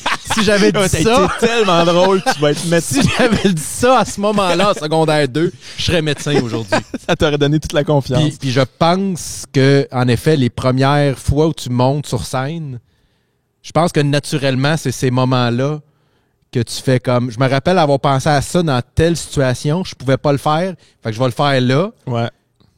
De temps en temps, la majorité du temps, le monde ne comprenne pas ce que tu veux dire parce que c'est des fallait être là. Ouais. Mais la fois où tu pognes... Un truc universel. La fois où tu pognes quelque chose d'universel, que tu fais comme, OK, tout le monde l'a vécu. Mais t'as tellement raison. Écoute, j'avais jamais mis de doigt dessus.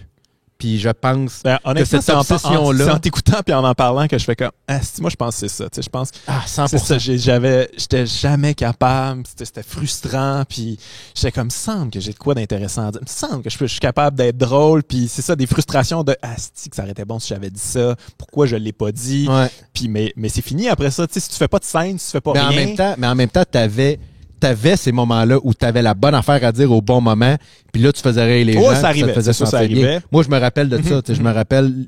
J'ai pas beaucoup de souvenirs de ma jeunesse, de mon secondaire particulièrement, mais ce que je me rappelle le plus de mon secondaire, c'est les 5 bonnes jokes que j'ai faites à un moment précis. Je me rappelle de 5 moments là où il se passait quelque chose, j'ai dit de quoi, tout le monde a ri. Puis on dirait que je venais... Puis je pense qu'à ce moment-là, on dirait que ça me donnait le droit d'après ça de m'effacer. J'ai dit ça, je comprends ça ce que tu veux rit, dire. tout le monde sait que je suis là, tout le monde sait que je suis drôle, que je suis capable. C'est drôle. Fait que là, je peux maintenant m'asseoir puis pas dire un Christy de mot jusqu'à temps que je fasse « Hey, il faut que j'y aille, il faut que je m'en aille. » On est tellement pareil. Non, c'est exactement ça. C'est exactement ça aussi. En fait... Mais je le réalise là. Ouais, OK. Mais écoute, pire que ça, moi, c'était comme... L'humour, ça me servait à... Ben, c'est ça, comme Chris Patience, en fait. Tu sais, comme au secondaire, t'arrives, bon, il y en a des plus vieux, puis tu sais, il y en a qui sont agressifs, puis tout ça. Puis là, tu sais, tout le monde est un petit agneau faible, comme qu'est-ce qui va se passer. Puis là, moi, l'humour, c'était... Je faisais des jokes, là, OK, là, ils ont ri. Puis après ça, leur attitude, c'était comme, non, gars, lui, laisse-le tranquille, il est drôle. Là. Il a son affaire, il m'a fait rire en style l'autre jour. Écœure-le pas, bully-le pas. il a son affaire. Puis ça me donnait le droit, après ça, de juste rien dire pendant... Mais c'est ça qui est extraordinaire de l'humour en même temps. Puis là, la discussion s'élargit, mais... Tu sais, puis moi, c'est souvent ça que je dis quand je vois, mettons, un jeune là, ou une jeune qui commence. Là, si on est dans un open mic, on est quelque part... ça peut être dans une loge. Si tu dis une affaire que je fais, ça, c'est drôle. Tu viens d'avoir mon attention pour 2 ans. Ouais. Même si après ça, tu montes sur scène, même si c'est un gag parmi 15 minutes de tout croche, si tu dis une affaire qui que est je clever, fais, ça, c'est drôle. Là, tu viens d'avoir mon attention. Ça me prend une affaire, moi, pour faire OK, là, tu as mon attention. Mais le reste, c'est n'importe quoi. Puis peut-être qu'un jour, on va faire comme OK, il a juste été chanceux de trouver ça. Mais t'as mon attention. C'est vrai qu'instinctivement, on a beaucoup de respect pour ça parce que c'est comme un peu de la magie. Là. C'est comme avoir quelqu'un qui fait rien puis à un moment donné, il crache du feu puis t'es comme « Hey, tabarnak, t'as craché. Ah ouais, t'es capable de faire ça, toi? » Ouais, pas tout le temps, là, mais je le fais des fois. Puis comme « OK, on va respecter ça, mon gars. » Nous autres, on sait pas comment faire ça. Fait que exact. Ça a toujours été ça l'humour quand même. Exact. Pour moi, ça servait. Je faisais un trick comme « Ah! » Il possède de la magie, ce gars-là. Ouais, c'est de temps en temps. Là, exact. Comme, exact. C'est particulier. C'était carrément ça. Mais ouais. C'était carrément ça. C'est qu'on est... Je réalise à quel point on est... Je le réalise. J'avais ce sentiment-là, mais je le réalise là à quel point mes souvenirs les plus précis de mon adolescence, c'est les 4-5 jokes que j'ai faites comme au moment parfait, là, qui avait comme un time, le moment, le wording était parfait, le moment était parfait. Puis j'étais même pas considéré comme... J'ai toujours été drôle, mais j'ai jamais J'ai jamais été le clown de classe. Là. Ouais, je comprends. Jamais. Être un clown de classe, c'est autre chose. C'est quelqu'un d'extroverti qui est clown de classe, Non, là, qui veut toute l'attention puis qui ferait n'importe quoi pour avoir un rire. Là. Ça, c'est autre chose que... pour moi, là, j'imagine que oui, il y a des clowns de classe qui deviennent humoristes. C'est plus rare quand même. Genre, on en connaît quelques-uns là, dans le milieu. Là. Il y en a, mais en général, c'est plus du monde qui observe puis qui sont... Ouais, c'est vrai. C'est sûr qu'il y en a quelques-uns. Mais... Il y en a. Mais... On n'était pas là, tu sais. Il y a bien des gens qui sont peut-être ouverts plus tard dans leur vie. Puis qui... Mais toi, à ce moment-là, ado, tu checkais tout ça, l'humour? T'avais-tu des idoles? J'avais une possibilité? J'avais un intérêt pour ça dans la moyenne des Québécois de mon âge. Là. C'était pas... j'avais pas une attirance particulière pour ça. Je me rappelle que le premier show que j'ai vu ou que j'ai acheté des billets avec mon argent, là, que je parlais avec mes parents, c'était Louis-José, c'était son premier. Ah ouais, OK. C'est le premier show que je suis allé voir sans mes parents puis que j'avais acheté moi-même. Moi aussi. Ah ouais? Ouais. Son premier. Ouais. C'était l'événement, là, tu sais. Ah ouais, non, c'est ça. Mais ça, c'était dans le temps de Toloraclip, puis ouais. C'était... Tout le monde capotait, là. Mais non, tu sais, ça n'a jamais été... Ça avait jamais été... C'est ça, comme je te dis, quand j'étais accepté à l'école de l'humour, c'était pas une révélation, c'était pas comme enfin mon rêve va se réaliser. Là.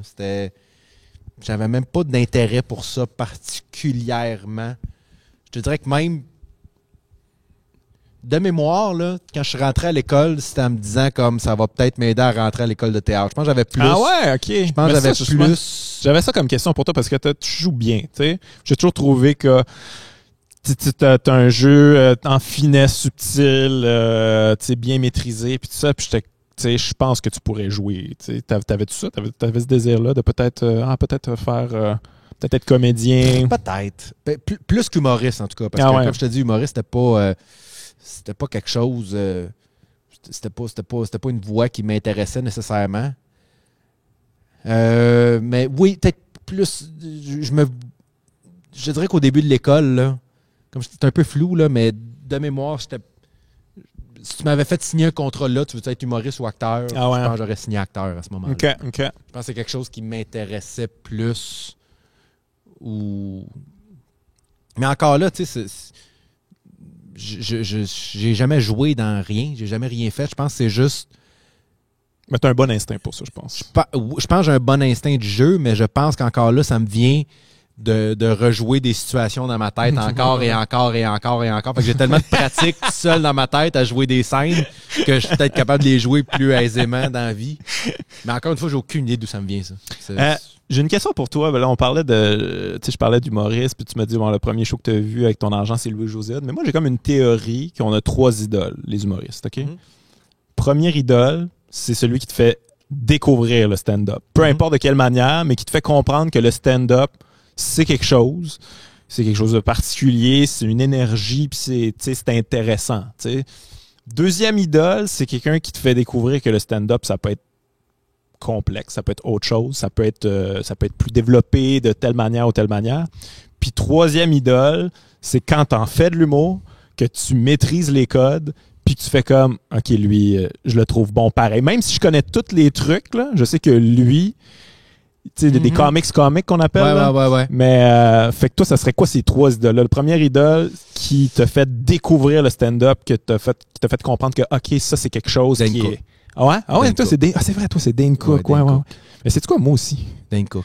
Je te dirais que son album, celui qui l'a rendu célèbre, Retaliation, c'est l'album d'humour, le show que j'ai le plus écouté. Évidemment, c'était en audio, là, c'était un CD. C'est ce que j'ai le plus écouté. Je pense que je peux te faire ce show-là. Je peux te faire le pacing du show. Ouais? Garanti. Je m'en rappelle plus, je l'ai pas mal écouté. Garanti. Je peux faire. Il y avait 2 côtés, il y avait 2 shows, il y avait 2 heures. Il y avait 2 CD. Oui, 2 CD, ouais. Mais ça, je me rappelle écouter ça dans le métro, là, puis... C'est l'album le plus vendu de tous les temps en humour. Je sais pas si c'est encore ça, mais à l'époque, ça l'était. Très ça avait dépassé Steve Martin. Puis... Ah oui, écoute, je me rappelle. Il y a des bits là-dedans que je me rappelle il y avait un bit où il parlait que ses amis voulaient que ça s'achète un Hummer, puis il voulait pas s'acheter un Hummer, il voulait s'acheter un truck de ciment, puis qu'il avait mis des matelas dans l'affaire, puis qu'il pitchait des bonbons. Écoute, je me rappelle pas de ça. Je m'en rappelle. Écoute, ce show-là, ça a été j'ai fait... Clairement, Dane Cook m'a ouvert l'esprit sur l'humour. C'est pas populaire de dire ça, hein? C'est comme ça. Ah oui, non, je sais, mais moi... enterré après un peu. D'ailleurs, je t'ai envoyé la photo récemment. Ouais. Je sais pas ce qui s'est passé. Si vous avez vu Dane Cook récemment, je ne sais pas ce qui s'est passé que ça passe. Je pense que des fois que j'ai... Allez googler ça. Dane Cook 2020. Incroyable. Vous le reconnaissez. Il avait fait le podcast. Je pense que c'était dans le podcast justement de Tom Segura et de sa femme. Mais il y a eu un bout là, où il en a fait comme 3-4 là, dans la même semaine. Là. Puis, dans les documentaires, dans les commentaires, évidemment, ça veut juste dire à quel point il est gros, il est rendu gros. Puis il y avait un gars qui avait écrit « He's not fat, he's just shapes ». Mais ça, c'est un gag de Dane Cook. Oui. C'est son gag où il parle du gars que lui, il donne des bonbons au gars weird au bureau parce qu'il sait qu'à un moment donné, ce gars-là va arriver avec une mitraillette, qui va tirer, puis là, il va arriver à ton bureau, il va faire « Thanks for the candy ». Puis il va s'en aller. Il disait ça, he's not fat, he's just shapes.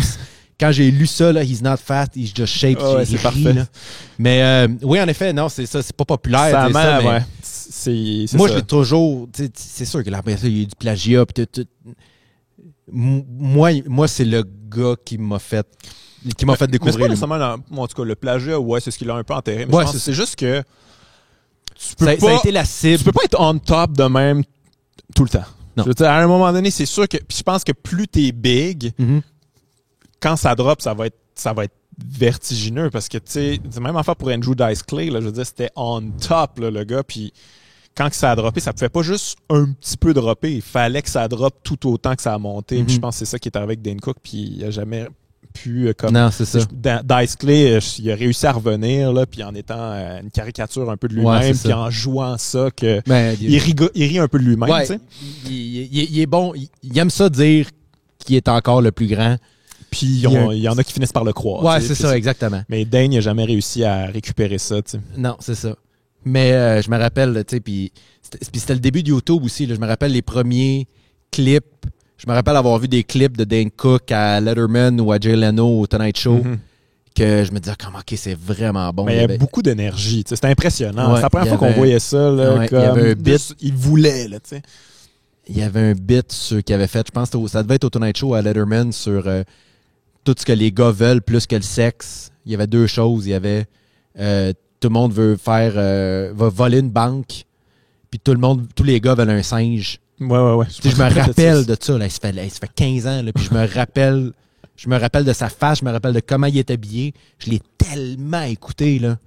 Tellement écouté. Mais je trouve que oui, définitivement. Le milieu de l'humour était vraiment ingrat avec ce gars-là parce que, tu sais, il faut se rappeler qu'à l'époque, c'était un creux de vague du stand-up, là. C'était pas fini, mais presque, là. Tu sais, ça allait vraiment pas bien. Puis lui, il a rendu ça cool d'une claque. Puis après ça, ça a donné les Louis C.K. puis les Bill Burr puis tout ça. Mais sans Dane Cook juste avant, qui rend le stand-up cool à nouveau puis qui fait tourner les yeux vers le stand-up, là, c'est comme, hey, crème, et c'est qui l'autre qui va peut-être remplir un aréna, tu sais? C'est lui qui a fait ça, là. T'sais, parce que juste avant ça, ça se passait pas du tout. Là. C'était vraiment un creux de vague. Mais non, moi, j'ai toujours eu beaucoup de respect pour... C'est un performeur extraordinaire. Puis, c'est ça, qui a été victime... c'est ça, comme tu dis, comme c'était le seul à ce moment-là, tout le monde avait une opinion sur lui. Ceux qui l'aimaient beaucoup. Ceux qui l'aimaient pas... Parce qu'il y a plein d'humoristes aujourd'hui que tu connais juste pas. T'sais. Mais Dane Cook, tu le connaissais... C'est sûr que tu le connaissais. T'avais une opinion. Fait que tu l'aimais ou tu l'aimais pas. Fait que c'était comme un combat entre ceux qui l'aimaient et ceux qui l'aimaient pas. Personne n'était comme indifférent. Ouais. Moi, je pense qu'il était victime de qui l'aimait, en fait. Tu sais, parce qu'il était beaucoup aimé par des frat boys puis des filles qui tripaient, qui le trouvaient beau. Puis ça, fait que c'était pas un public idéal pour n'importe qui. 100%. Mais donc, oui, première idole, clairement, Dane Cook. OK. Deuxième idole, quelqu'un qui t'a fait découvrir à quel point le stand-up, c'est plus vaste que tu pensais. C'est pas juste faire des jokes, c'est pas juste faire des lines. Maniscalco. Ah ouais, OK. Ouais. Je me rappelle avoir vu son premier show En fait, la première fois, je l'ai vu, j'étais avec toi. On était dans la tente à Juste pour rire. Ah ouais. Puis il faisait un gala Juste pour rire, il avait fait son beat sur le Subway. OK, Run it through the ouais. garden. Ah ouais. Je me rappelle que ce gag-là, t'avais trouvé ça vraiment drôle. Je me rappelle ce moment. Je me rappelle quand j'ai vu son special, ça devait être sur Netflix ou sur YouTube, je sais pas. Je me rappelle m'a dit OK, oui, c'est le gars que j'avais vu à Juste pour rire. Et quand j'ai écouté son show complet, j'ai fait hey, Seigneur, je pense que c'est un des gars les plus drôles que je connaisse. Puis personne ne le connaît. T'sais, à ce moment-là, c'était son premier show. Là, moi, je trouve que c'est un des meilleurs shows que j'ai vus. Il y a des faiblesses, là, il y a des bouts moins bons, là, mais il y a des pièces d'anthologie là-dedans. Là. C'est là-dedans que quand les gens viennent cogner, puis ben, c'est ça, The Company. Ouais. Il y a des bijoux là-dedans, là, mais... Puis je me rappelle... rappelle... des vrais bons bits. Là, oh oui, vraiment. Orangina, c'est là-dedans.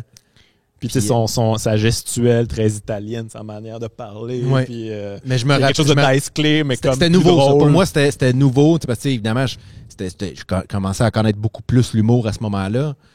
Mais c'était comme nouveau. Là. Ça a comme été un « Oh boy, OK, Seigneur, c'est pas vulgaire, c'est juste vraiment... » C'était coloré. C'est la chose la plus colorée que j'avais vue à ce moment-là. C'est très libre aussi, comme physiquement. Ouais. Il prend son temps. Des fois, il prend un moment pour faire une gestuelle qui, au final, ne sert pas tant, mais Crime, c'est quand même drôle. Puis finalement, tu lui fais confiance. C'est comme, Crime, il installe ses affaires. Il est pas pressé.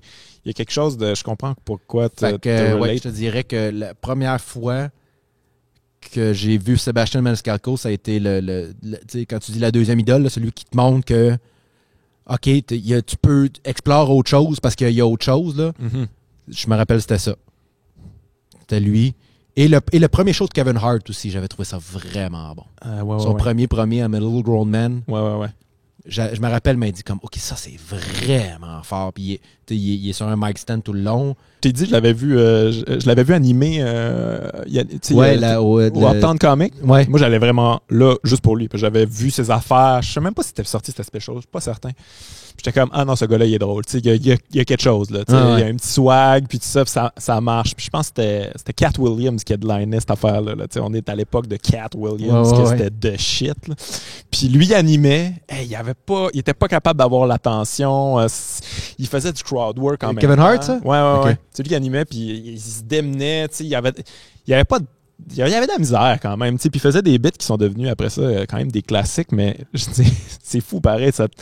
Ça te garde dans une certaine humilité de voir comme, OK, là, lui, il sait ce qu'il fait. Lui, il est probablement une future vedette, mais en ce moment, c'est pas le moment. Là. Les gens n'ont pas encore compris, puis ils ont compris éventuellement, puis ça a complètement blow up. Ça revient. Maniscalco, c'est un peu ce qu'on venait tantôt, un succès organique de scène. Là. J'ai fait son premier film, c'était comme l'année passée, je pense. Là, c'est vraiment juste un gars qui a développé. Je l'ai vu, c'est ça, j'avais vu son special. Puis il était venu Juste pour rire, je pense, pas longtemps après que j'avais vu son premier show, il était venu roder son deuxième. Ouais. Moi, je l'avais vu 2 fois, ce fois-là. C'était au Jésus, ça? C'était au Jésus. Ouais, j'ai été voir ça aussi. Puis on l'avait vu ensemble. Ouais. Puis, il y avait une frénésie, là. Tu sais, le monde... Il y avait des gens là-dedans qui étaient vraiment mais moi, même s'ils étaient zéro connus. Là. Moi, je me rappelle faire comme OK, Chris, il y a un following Roberto quand Luongo même. était là. Mais oui, Roberto était là. Fallait qu'il aille voir la famille. Ouais. Mais je m'étais quand même dit OK, il y a quand même son following, mais d'après moi, ça va être ça. T'sais. Ça peut pas. Ça va-tu être plus que ça? Je veux dire, c'est quand même. C'est du bouche à oreille, ce gars-là, il est pas nulle part. Mm-hmm. Mais Chris, j'ai eu tort, mon gars. Ça a blowé up. Ça a plus fini de blower up. Puis il s'est rendu à faire des arénas puis tout ça. Non, c'est immense. Il a rempli Madison Square Garden 4 soirs, je pense. Ouais, non, c'est ça. Il a vraiment remplacé Dice. Oui, vraiment. Fait que, c'est le deuxième, c'est clairement lui.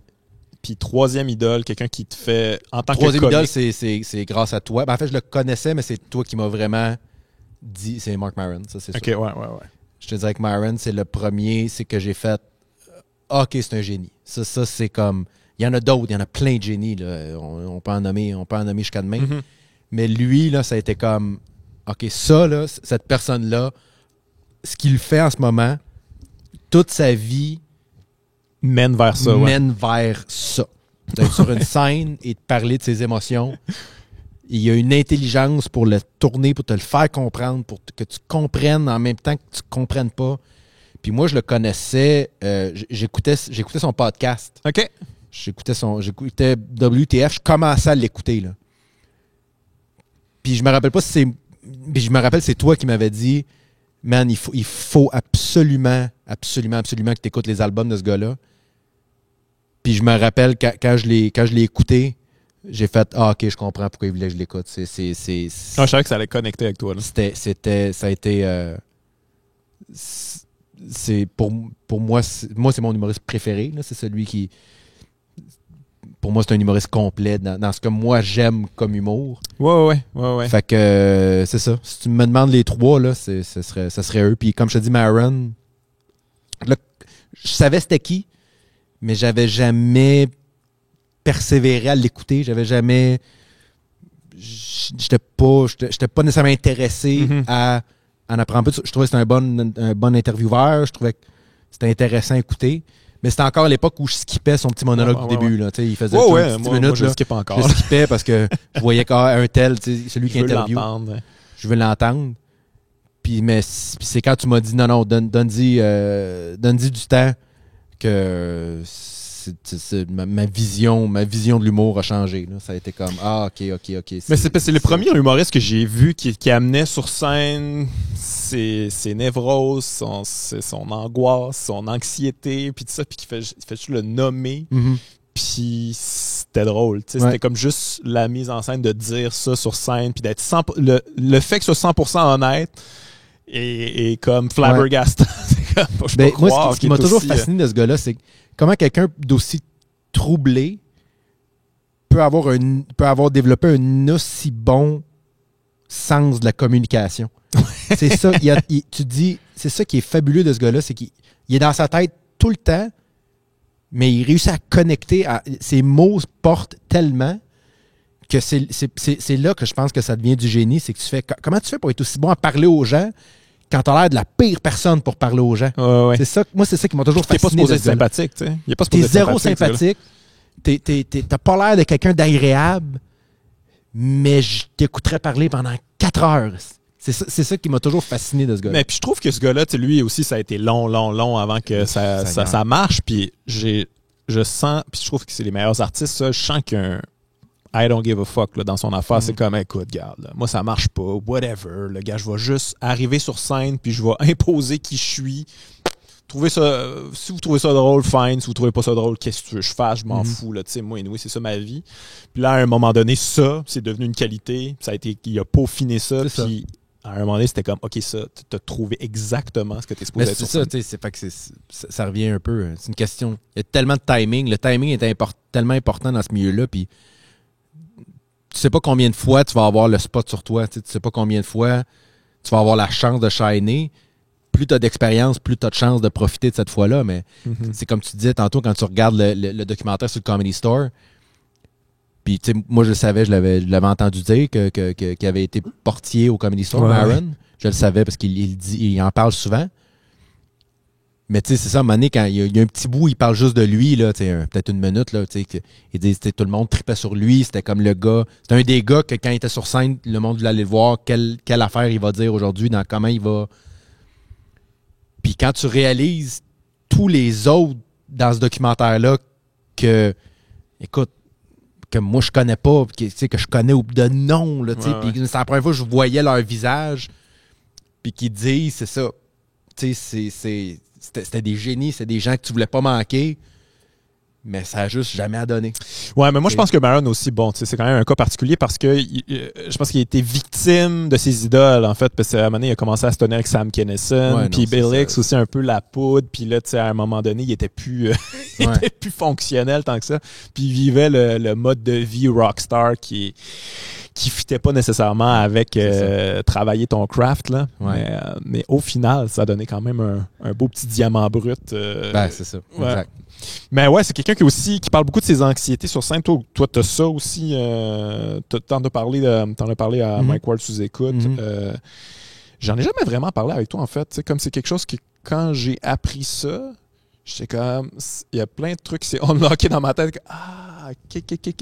quand il était de même. Ou comme, j'ai comme compris bien des affaires sur toi que je savais pas, en fait. Ouais.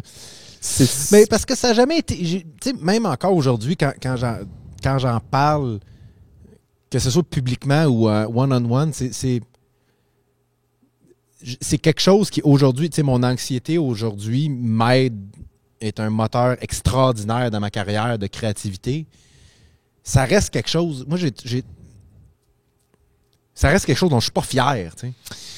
Puis je trouve que... Puis il y a eu... Quand tout le monde s'est mis à parler beaucoup, tu sais, de la maladie mentale, tout ça, puis c'est important parce qu'il y a des gens qui sont prisonniers de ça. Mais il y a un moment donné où c'est devenu une espèce de fierté d'avoir une maladie mentale. Ouais, je comprends ce que tu veux dire. Le monde postait des photos d'eux en disant comme « Check-moi le TDAH », comme « Dude, TDAH, là, c'est pas le fun. Là. C'est pas une belle vie avoir ça. Là. Oui, je comprends. Il y a une mince ligne entre dédramatiser ça ou glorifier ça. Ben, c'est ça, tu sais. Puis moi, je voulais pas embarquer là-dedans. Je voulais pas...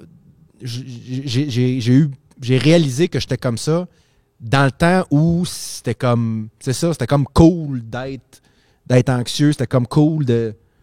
Mais c'est parce que aussi ça enlève de la puissance et de l'importance à ce que c'est. Parce que si tu dédramatises ça, tu fais des jokes là-dessus, tout le monde peut s'identifier de moi aussi, je suis anxieux. On est tous tu sais, c'est pas ça. C'est pas de ça dont on parle. Ouais, c'est ça. Mais quand tu rends ça relatable, tout le monde est comme hey, c'est pas si grave que ça. Tout le monde a ça. Puis si t'as pas ça, dans le fond, t'es un peu bizarre. Mais puis tu sais, j'ai toujours eu le syndrome d'imposteur, moi, beaucoup dans ma vie, même dans ma vie personnelle. Puis j'ai jamais aimé l'attention. J'ai jamais, tu sais, ce qui est ironique parce que je fais ce métier-là aujourd'hui, mais j'ai jamais... Tu sais, quand il y a un groupe, mettons, quand ça jase, puis quelqu'un fait « Toi, Simon, comment ça va? » Je suis comme « Ça va bien, ça va bien. » Continue. Je veux pas... Regardez-moi pas, là, c'est pas important, là. Fait que l'anxiété, ça a été beaucoup ça aussi. Tu sais, ça a beaucoup été comme « Ouais, non, je suis correct. Ouais, non, je suis correct. » Fait que aujourd'hui, j'en parle plus ouvertement parce que surtout que je sens que ça aide des gens, tu sais, que je reçois des messages, tout ça, puis les gens m'en parlent un peu plus. Mais ça reste encore quelque chose que je vais pas... j'en suis pas fier. Je vais pas faire comme... Je veux pas attirer la pitié, je veux pas attirer... C'est quelque chose avec laquelle je vis encore aujourd'hui, mais que ça n'a rien à voir avec... Puis tu veux pas avoir l'étiquette dans le front là, non plus. Ça, Simon Gouache, lui, c'est l'humoriste anxieux. Il va nous parler de tout ça. C'est ça. Puis même là, tu sais, quand j'ai commencé à utiliser l'anxiété comme moteur plus de création... Parce qu'on en a parlé un petit peu sur scène, je pense. Oui, j'en parle un peu. Tu sais, ça fait partie, mais je pense que ça se sent plus que ça se... Je n'ai pas besoin de le dire. Je pense que les gens comprennent que je suis quelqu'un qui est assis dans ma tête puis qui... Mais quand j'ai commencé à l'utiliser, ça faisait déjà plusieurs années que je travaillais là-dessus puis que là, j'étais rendu bien avec ça, tu sais. Quand j'étais plus jeune, fin vingtaine, là, j'avais pas une belle vie, là. J'étais pas heureux, là. J'étais vraiment, vraiment pas bien. Là, tu savais pas pourquoi, j'imagine. Tu devais être juste comme... Je savais pourquoi, mais je savais pas. Je m'étais convaincu de certaines affaires, mais en même temps, en me disant, ça n'a pas de bon sens, là, c'est ton anxiété qui parle, mais j'ai longtemps pensé que mes amis étaient... Moi, il y a eu une période dans ma vie où j'étais convaincu que tu te tenais avec moi pour rire de moi avec tes amis. Ouais, tu m'as déjà dit ça. Je te l'ai déjà dit. J'étais convaincu de ça. Je sais pas pourquoi. C'était dans ma tête, je m'étais convaincu de ça. Mais moi, je pense que quand tu m'as dit ça, que j'ai compris. Ah, OK, c'est ça. Ouais, ça peut aller c'était le genre d'affaire que je faisais. C'est intense. C'est le genre d'affaire que ça m'empêchait pas de me tenir avec toi. Ça m'empêchait pas d'avoir une belle amitié avec toi. Mais c'était dans ma tête. C'était ça. Mais c'est parce que ça fait bien comprendre que c'est une souffrance. C'est pas nice, là. Non, c'est ça, c'est pas nice. C'est pas cool. Non. C'est pas ah ouais, moi aussi, quand je vais chez le dentiste, ça me fait pas. C'est pas ça. C'est un état d'âme. C'est un état. C'est un poids que t'es pas capable. Il est toujours là. T'es jamais. Il est sur toi, puis là, tu sais, quand tu transportes quelque chose, mais à un moment donné, tu as des sacs d'épicerie, là, tu le déposes, à un moment donné, tu le déposes, puis là, tu sais que ça va revenir, mais pendant comme tu as un petit break, l'anxiété, c'est tu as toujours le poids, puis là, tu as mal dans le dos, puis t'es encore, plus ça va, plus ça pèse, puis tu t'en sors jamais. Tu n'es jamais capable de te sortir de ça. Aujourd'hui, je suis capable de m'en sortir, puis j'en parle parce que je l'ai fait. Ah ouais. Puis moi, une des raisons, quand j'ai compris que ça faisait partie de ma vie, puis que ça allait faire partie de ma vie, de toute ma vie, cette maladie-là, c'était comme, mais je veux pas en parler. Je veux pas, comme tu disais, je veux pas devenir l'humoriste anxieux, je veux pas devenir le porte-parole de l'anxiété, je veux pas attirer la pitié encore moins. J'ai horreur de ça. Ça serait pas bon pour ton anxiété non plus. Non, vraiment justement. Pas. Sauf que je me rappelle avoir écouté, à un moment donné, je zappais, puis j'étais tombé sur une émission, je me rappelle pas du tout c'est quoi. C'était une table ronde où ça parlait d'anxiété. OK. Mais c'était, fait que t'avais des artistes, t'avais des spécialistes qui parlaient d'anxiété, mais c'était lourd. C'était comme, ah oui, l'anxiété, c'est ça. Non, mais il y a des gens qui vivent ça. Puis à un moment donné, j'étais comme, Colin, on peut-tu en parler sans que ça soit toujours down de la personne? Moi, je commençais tranquillement pas vite à prendre le dessus. Puis de faire comme, moi, je suis capable de parler d'anxiété en étant drôle, puis en faisant comme, moi, c'est pas le fun, mais Christy, tu peux t'en sortir. Puis c'est positif comme message. Quand tu prends le contrôle là-dessus, ça devient une arme. T'sais, moi, l'anxiété est devenue une arme dans ma vie. Quand je vois quelque chose, puis j'obsède sur quelque chose, puis je suis pas capable de me sortir de la tête, je suis capable maintenant de virer ça en bit que je vais faire devant les gens qui vont faire rire, puis qui vont après ça me donner, qui vont me rendre fier, puis qui vont me ça donne une certaine créativité. Fait qu'aujourd'hui, c'est devenu un moteur, mais ça a longtemps été une béquille, ou en fait même ça a longtemps été un poids. Mais j'étais rendu à un point où j'étais comme, je pense qu'il y a moyen d'en parler tout en donnant espoir à ceux qui ne filent pas en ce moment. Ouais. Je pense que les gens en ce moment qui sont chez eux, qui filent pas, qui savent, puis qui surtout se sentent extrêmement coupables, parce que moi, c'était ça qui était le plus difficile avec mon anxiété, c'est que moi, j'ai manqué de rien dans ma vie, là. J'ai grandi dans un milieu aisé, aimant.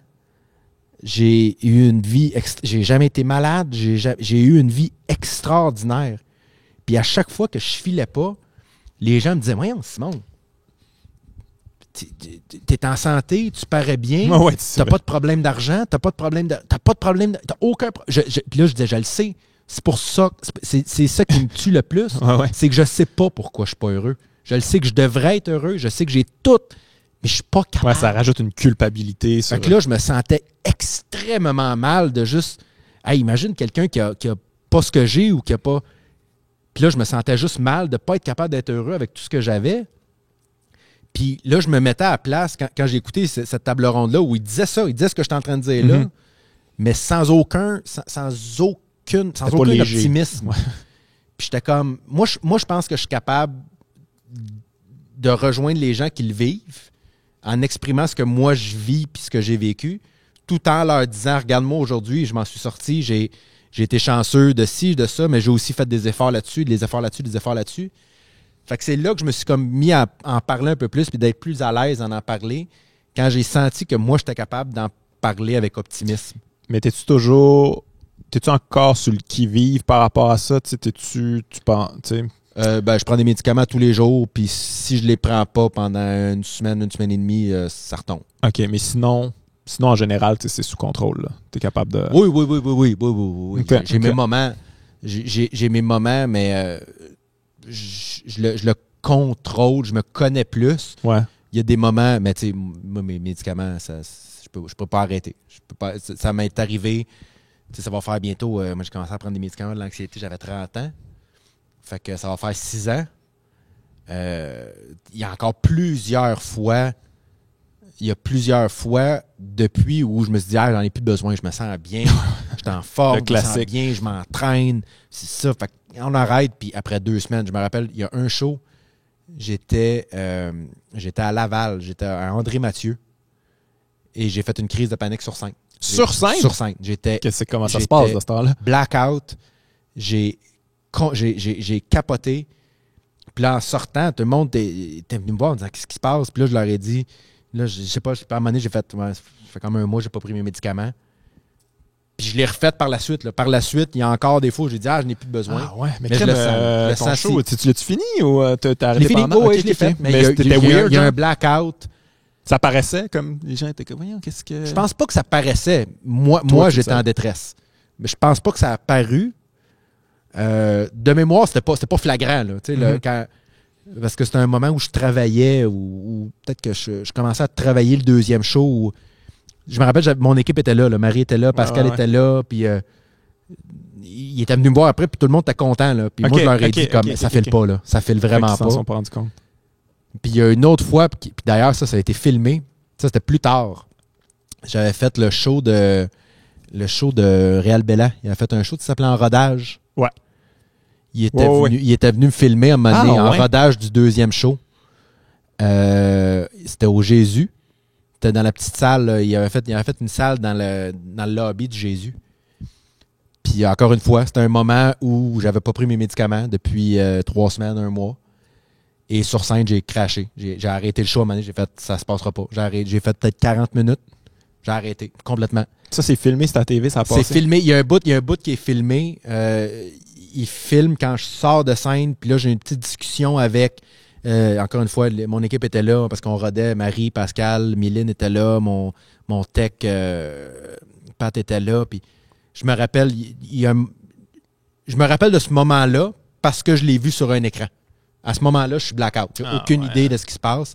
Mais je me rappelle quand j'ai vu les extraits où je dis j'ai paniqué, je sais pas, je veux pas. Je déparle. Moi, quand je fais une crise de panique, je déparle, je suis plus capable de parler. Puis à un moment donné où je me retourne vers la caméra, je fais excuse, peux-tu arrêter de filmer? Là? Puis là, ça coupe. OK. Puis je sais qu'après ça, ça en est suivi encore 1 heure là, de crise de panique. Là. Mais ça a été pas filmé, mais j'ai demandé d'arrêter de filmer. Ouais. Mais fait que c'est ça, tu sais. Oui, je suis très bien, je vis très bien, mais encore, je sais que je suis encore très, très, très dépendant de cette médication-là. Que si je la prends pas, je peux crasher à tout moment. Ouais, il faut que tu acceptes ça à un moment donné. Mais ça, je me demandais justement, tu sais, comme l'anxiété, quand tu fais de la scène, je veux dire, c'est déjà quelque chose qui est difficile. Je veux dire, moi, je fais pas d'anxiété dans la vie, mais quand je fais de la scène, je veux dire, c'est quand même quelque chose qui est c'est angoissant, là, tu sais. Tu t'imagines plein d'affaires, la manière qu'on me voit, qu'est-ce que tu sais. Oui, mais ironiquement, la scène n'a jamais, même, tu sais, je faisais déjà beaucoup de scènes dans le temps que ça allait pas bien du tout. Tu sais, moi, ça a commencé, là, je te dirais, mes années de tough, là, je te dirais que c'est entre 27 et 30, là. Ces 3 années-là, là, c'est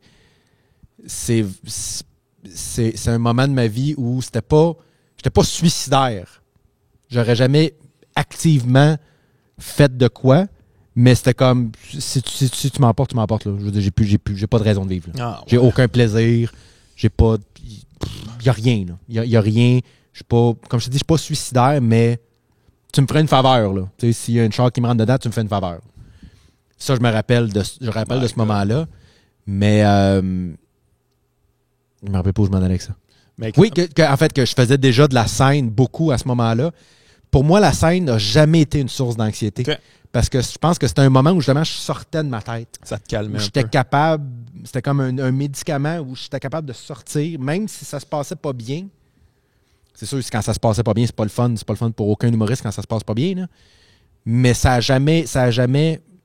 Je ne pense pas que quelconque échec sur scène a empiré mon anxiété. Okay. Je pense pas. Mais c'est vrai je pourrais creuser dans ma mémoire. Là. C'est vrai que c'est quelque chose qui doit zoner in un peu, là, quelque part. Ouais. Là. Je veux dire, il faut que ça se passe. Là. Je dirais que ma vie privée, ma vie personnelle m'affectait beaucoup plus que ma vie professionnelle.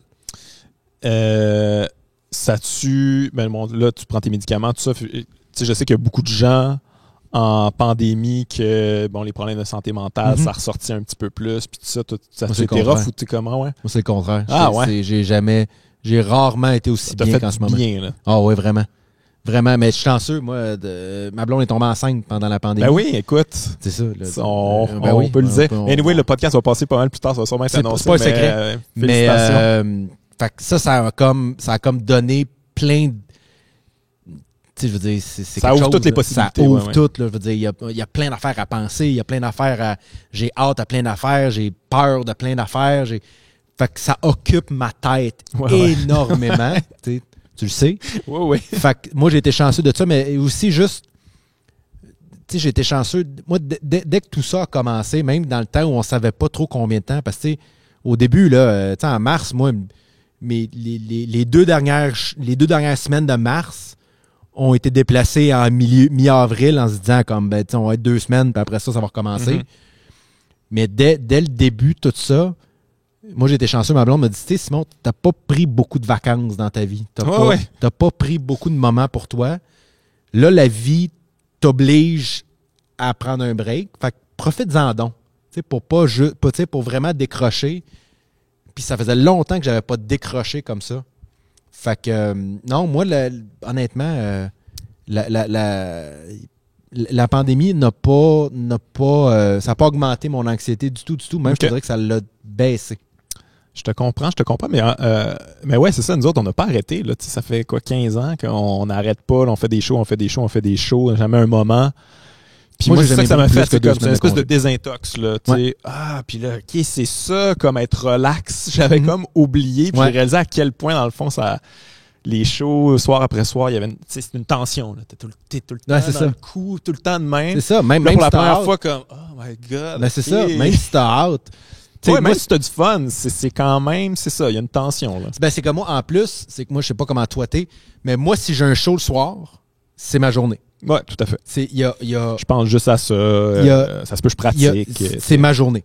Si je me lève le jeudi matin et que j'ai un show jeudi soir, Simon, il y a des lettres dans la boîte aux lettres, ça va. J'ai un show à soir, je peux pas. Il y a rien d'autre que ça. Ouais. Même si j'ai hâte, mais c'est pas un poids, c'est pas une peur, c'est pas un trac. C'est juste pour moi, si j'ai un show le soir, c'est ma journée. C'est ça. Il n'y a rien d'autre que je vais faire ton cette journée. corps. Ça occupe tout. Fait que quand tu fais 4-5 shows comme toi et moi par semaine pendant 10 ans, ça devient ton quotidien. Ça devient ça. Tu te lèves le matin. Puis là, oui, t'as le dimanche de congé, t'as le lundi de congé, mais en même temps, le dimanche matin, t'es encore dans ton beat d'hier. Le lundi soir, t'es dans le beat de demain.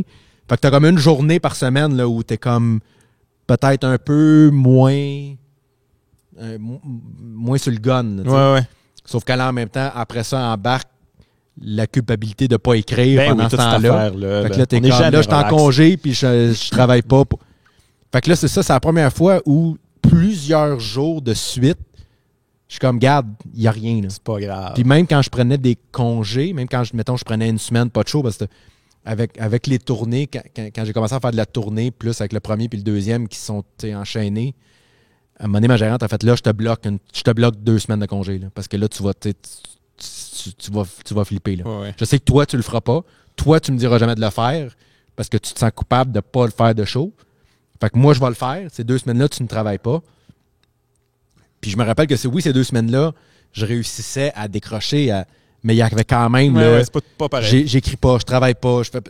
Tandis que là, même si je voulais, il n'y a rien. Tu sais, je veux dire, c'est la première fois que je fais rien et que je me sens pas mal de rien faire. Ouais. Ça me fait vraiment beaucoup de bien. Je suis content pour toi, je suis content. T'as l'air bien. Ouais, t'as l'air heureux. Je trouve ça cool parce que, tu sais, je veux dire... avoir des problèmes d'anxiété puis tout ça, ça peut... Moi, il y a une affaire qui m'a toujours troublé. Yvon Deschamps dit encore ça aujourd'hui, qu'il dit en entrevue, puis il dit en riant, là, mais il dit, moi, j'ai une incapacité au bonheur. Je serai jamais heureux. J'ai tout. Tout le monde me considère comme le meilleur de tous les temps, blablabla. Mais je suis pas heureux. Mais c'est pas grave parce que j'ai pas ça en moi, puis j'ai quand même du fun, puis tout ça. Puis il dit ça en riant, puis moi, je suis comme, mais quelle catastrophe. Je veux dire, moi, tu me donnes le choix entre être le meilleur humoriste de l'histoire du Québec ou être heureux. Je prends heureux tout le temps. Sacrément, c'est épouvantable. Fait que je trouve ça le fun, je trouve ça rassurant de savoir que tu as trouvé la voie pour y arriver. Puis en même temps, je comprends à 100% ce qu'il veut dire. Ah, mais moi aussi, totalement. J'ai exactement c'est quoi la zone. J'ai vécu ce moment-là où tu fais, je suis bien, j'ai tout ce qu'il me faut, je manque de rien, mais je suis pas heureux. Je sais pas, je suis pas capable. Je suis pas malheureux. Je suis pas malheureux. Je pleure pas, je suis pas déprimé, mais je suis pas heureux, je suis pas bien. T'es déconnecté. Je suis déconnecté, complètement. Ouais. Fait que c'était ça. Je comprends à 100% ce qu'il veut dire. Je suis pas en train de dire que je sais ce qu'il vit parce que chacun a sa tête. Mais cette phrase-là de « je suis pas capable d'être heureux », je sais ce que c'est parce que je l'ai vécu. Maintenant, je suis capable, mais j'ai vécu ce moment-là. Mais je suis content pour toi. Je suis content de savoir que, puis écoute, félicitations, être père, c'est extraordinaire. C'est bien les affaires. tu vas en vivre des trucs, les plus grands highs de ta vie, c'est sûr que c'est là que tu vas les vivre. Félicitations, mon gars. Je suis content pour toi. Merci d'être passé, Simon. C'est le fun de catch-up. Ben oui, on finit par oublier qu'il y a des caméras quand on jase, toi puis moi. On se jasait comme deux chums. Ça fait comme pendant 4 fois, je me suis dit, qu'est-ce que je fais avec ça? Pourquoi j'ai Ah oui, c'est vrai, c'est un podcast. Voyons, pourquoi il m'a donné un micro? C'est pas le rapport, il marche même pas. Thanks, man. C'était un plaisir. Merci à toi. Bye bye.